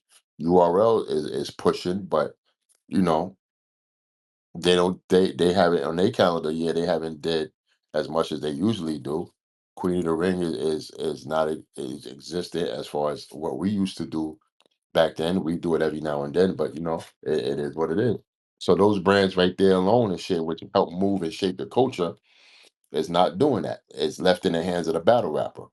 So now what's the battle rapper doing? You know what I'm saying? So Right. even though they know the matchups, because they're battle rappers, they know what a good matchup would look like, but they still got to create a business model to have the fans engaged in what's going on in the brand. Because brand building is definitely separate from uh uh the curation of an artist. You feel what I'm saying? You got to That's a remember, fact. Queen of the Ring was a character. It has specific Queen of the Ring fans, just like URL has specific URL fans that cater to them. We had a big LGTB community. I'll be fucking that let up all the way up. So you got to confuse me. Forgive me on that. But we had a big fan base in that regard that fucked with Queen of the Ring solely. You feel me? So we was brand building at the same time curating artists that we helped build within the brand. So it was a twofer. So that's just the only thing I feel like the battle rappers got to do, man. Is really engage with the fans and not just put cards together, and just throw them out and think shit is gonna just rock and roll. Nah, you got a brand build. Nah, well said. Well said. Well said on that. Yeah, I understand. I understand. It's crazy looking at it from back then and now. You're exactly right. especially you know what I'm saying when you getting into the media battle rapper relationship thing that has changed so much like over the years where you know Right. what I'm saying that whole dynamic so Cause definitely we're not gonna act like that wasn't a big proponent of the community and shit like that. You know what I'm saying? oh facts we A can lot give of the way media, more a lot of bar the media, breakdowns you yeah, a know lot of media slash bloggers were our best promoters. Damn yeah near. You know what I'm saying? And they would get good numbers and shit, and that would assist to the anticipation of an event before, during, or after, and whatnot. So it's just a shame that they got into this beef and this wars with these battle rappers and vice versa, and then now it created a conundrum to whereas nobody want to champion nobody. You know what I'm saying? We like fuck you, all right, nigga, fuck you too. Like okay, well that's it. Keep it moving. Nah, that's definitely a fact, man. Like I said, this has been dope. I'm down to my last question, Devo. You've been answering these flawlessly. I done learned a lot today, man. I'm not even gonna cap. I Nah, done I learned a appreciate lot it. from this I interview. appreciate it. Um, last and final question, man. What is Debo's overall message to the culture with everything you've seen? Just the overall message that you want the culture to know. Um, shout out to the culture, man. Once y'all really do have to understand this and take it for what it is. Is no disrespect, but in our time, 2008 to probably like 20 or 19 till 2019 was the golden era. That era cannot be duplicated, cannot be matched. We've done great things due to the fact that a lot of things were brand new and exciting to see and watch. A lot of fan engagement, a lot of good business ideas, a lot of creative styles, formats, themes, uh, battle rappers being, being built, a lot of brands being built. You know, that time was one of the greatest eras ever seen in hip hop, not just battle rap, but in hip hop. We shift the culture in hip hop, whereas, you know, the Kendrick Lamar's and Drake's got into the biggest beef. That could be contributed to battle rap. They seen everything what battle rappers had to offer on the front line, and they applied that and put those words onto a beat, and that idea and that concept got 5 Grammys. You understand? So we definitely contribute to something in this era of time and whatnot. And even though you're at a crossroads and it's just transitioning, it may not be hot right now, but it'll be hot tomorrow. It just got to be continued, to be out there to be seen. So a new fan will get created every day, or a new fan will spark another new fan to spark another new fan to make it a point of interest. And so battle rap could just form into a different, morph into a different, from a caterpillar to a butterfly again, and make it, a big situation. Um, Thanks to the fans. I do appreciate it. Like I said, this is probably in depth my best interview. You get to know a little bit more. Hopefully, a lot of your questions have been answered. Um, and shout out to everybody, man. Everybody's contribute, man. Whether a small contribution to a big contribution, nonetheless, you contributed and stuff like that. I have nothing bad to say towards anybody. Shout out to URL, myself with my partners Babs and Vay, Queen of the Ring, King of the Dot, RBE, We Go Hard, I Battle. Um, man, I could go on for eons and stuff. Bars and Roses, like I said before. Um, and shout out to the people I made good friends with in battle rap and stuff. There's only a few, but I made some good acquaintances and some friends and stuff like that. And just be prepared for a better tomorrow, man. Prepare yourself today to make yourself a better person tomorrow, and you'll get there. Thank you, battle rap. I appreciate you for what you've done for not only myself but for everybody involved. That's it. No, fire, man. This has been Weed in Spaces, season 2, the fourth installment, the Debo episode, man. Crazy, man. Crazy. Like I said, I had to space up for a minute. It definitely will be taken down pretty soon, though, because I'm about to get this ready, packaged up for YouTube. So make sure y'all subscribe to the YouTube, Weed and Spaces on YouTube. This is where all the interviews is going to be, man. And salute to you, Debo. Great interview, man. Man, salute to you, OG Spaces. Like I said, man, I appreciate you, man. I respect you. I hold you in high regards, man. You doing your thing, man. I know you've been there from back in the days. Trust me, you're an old school fan. Yes, Keep doing sir. what you're doing. Same to you, bro. Yes, sir. Have a I'm good out. one. I'm gonna get something to eat. Nah, me too. Me too. All right, Salute. what?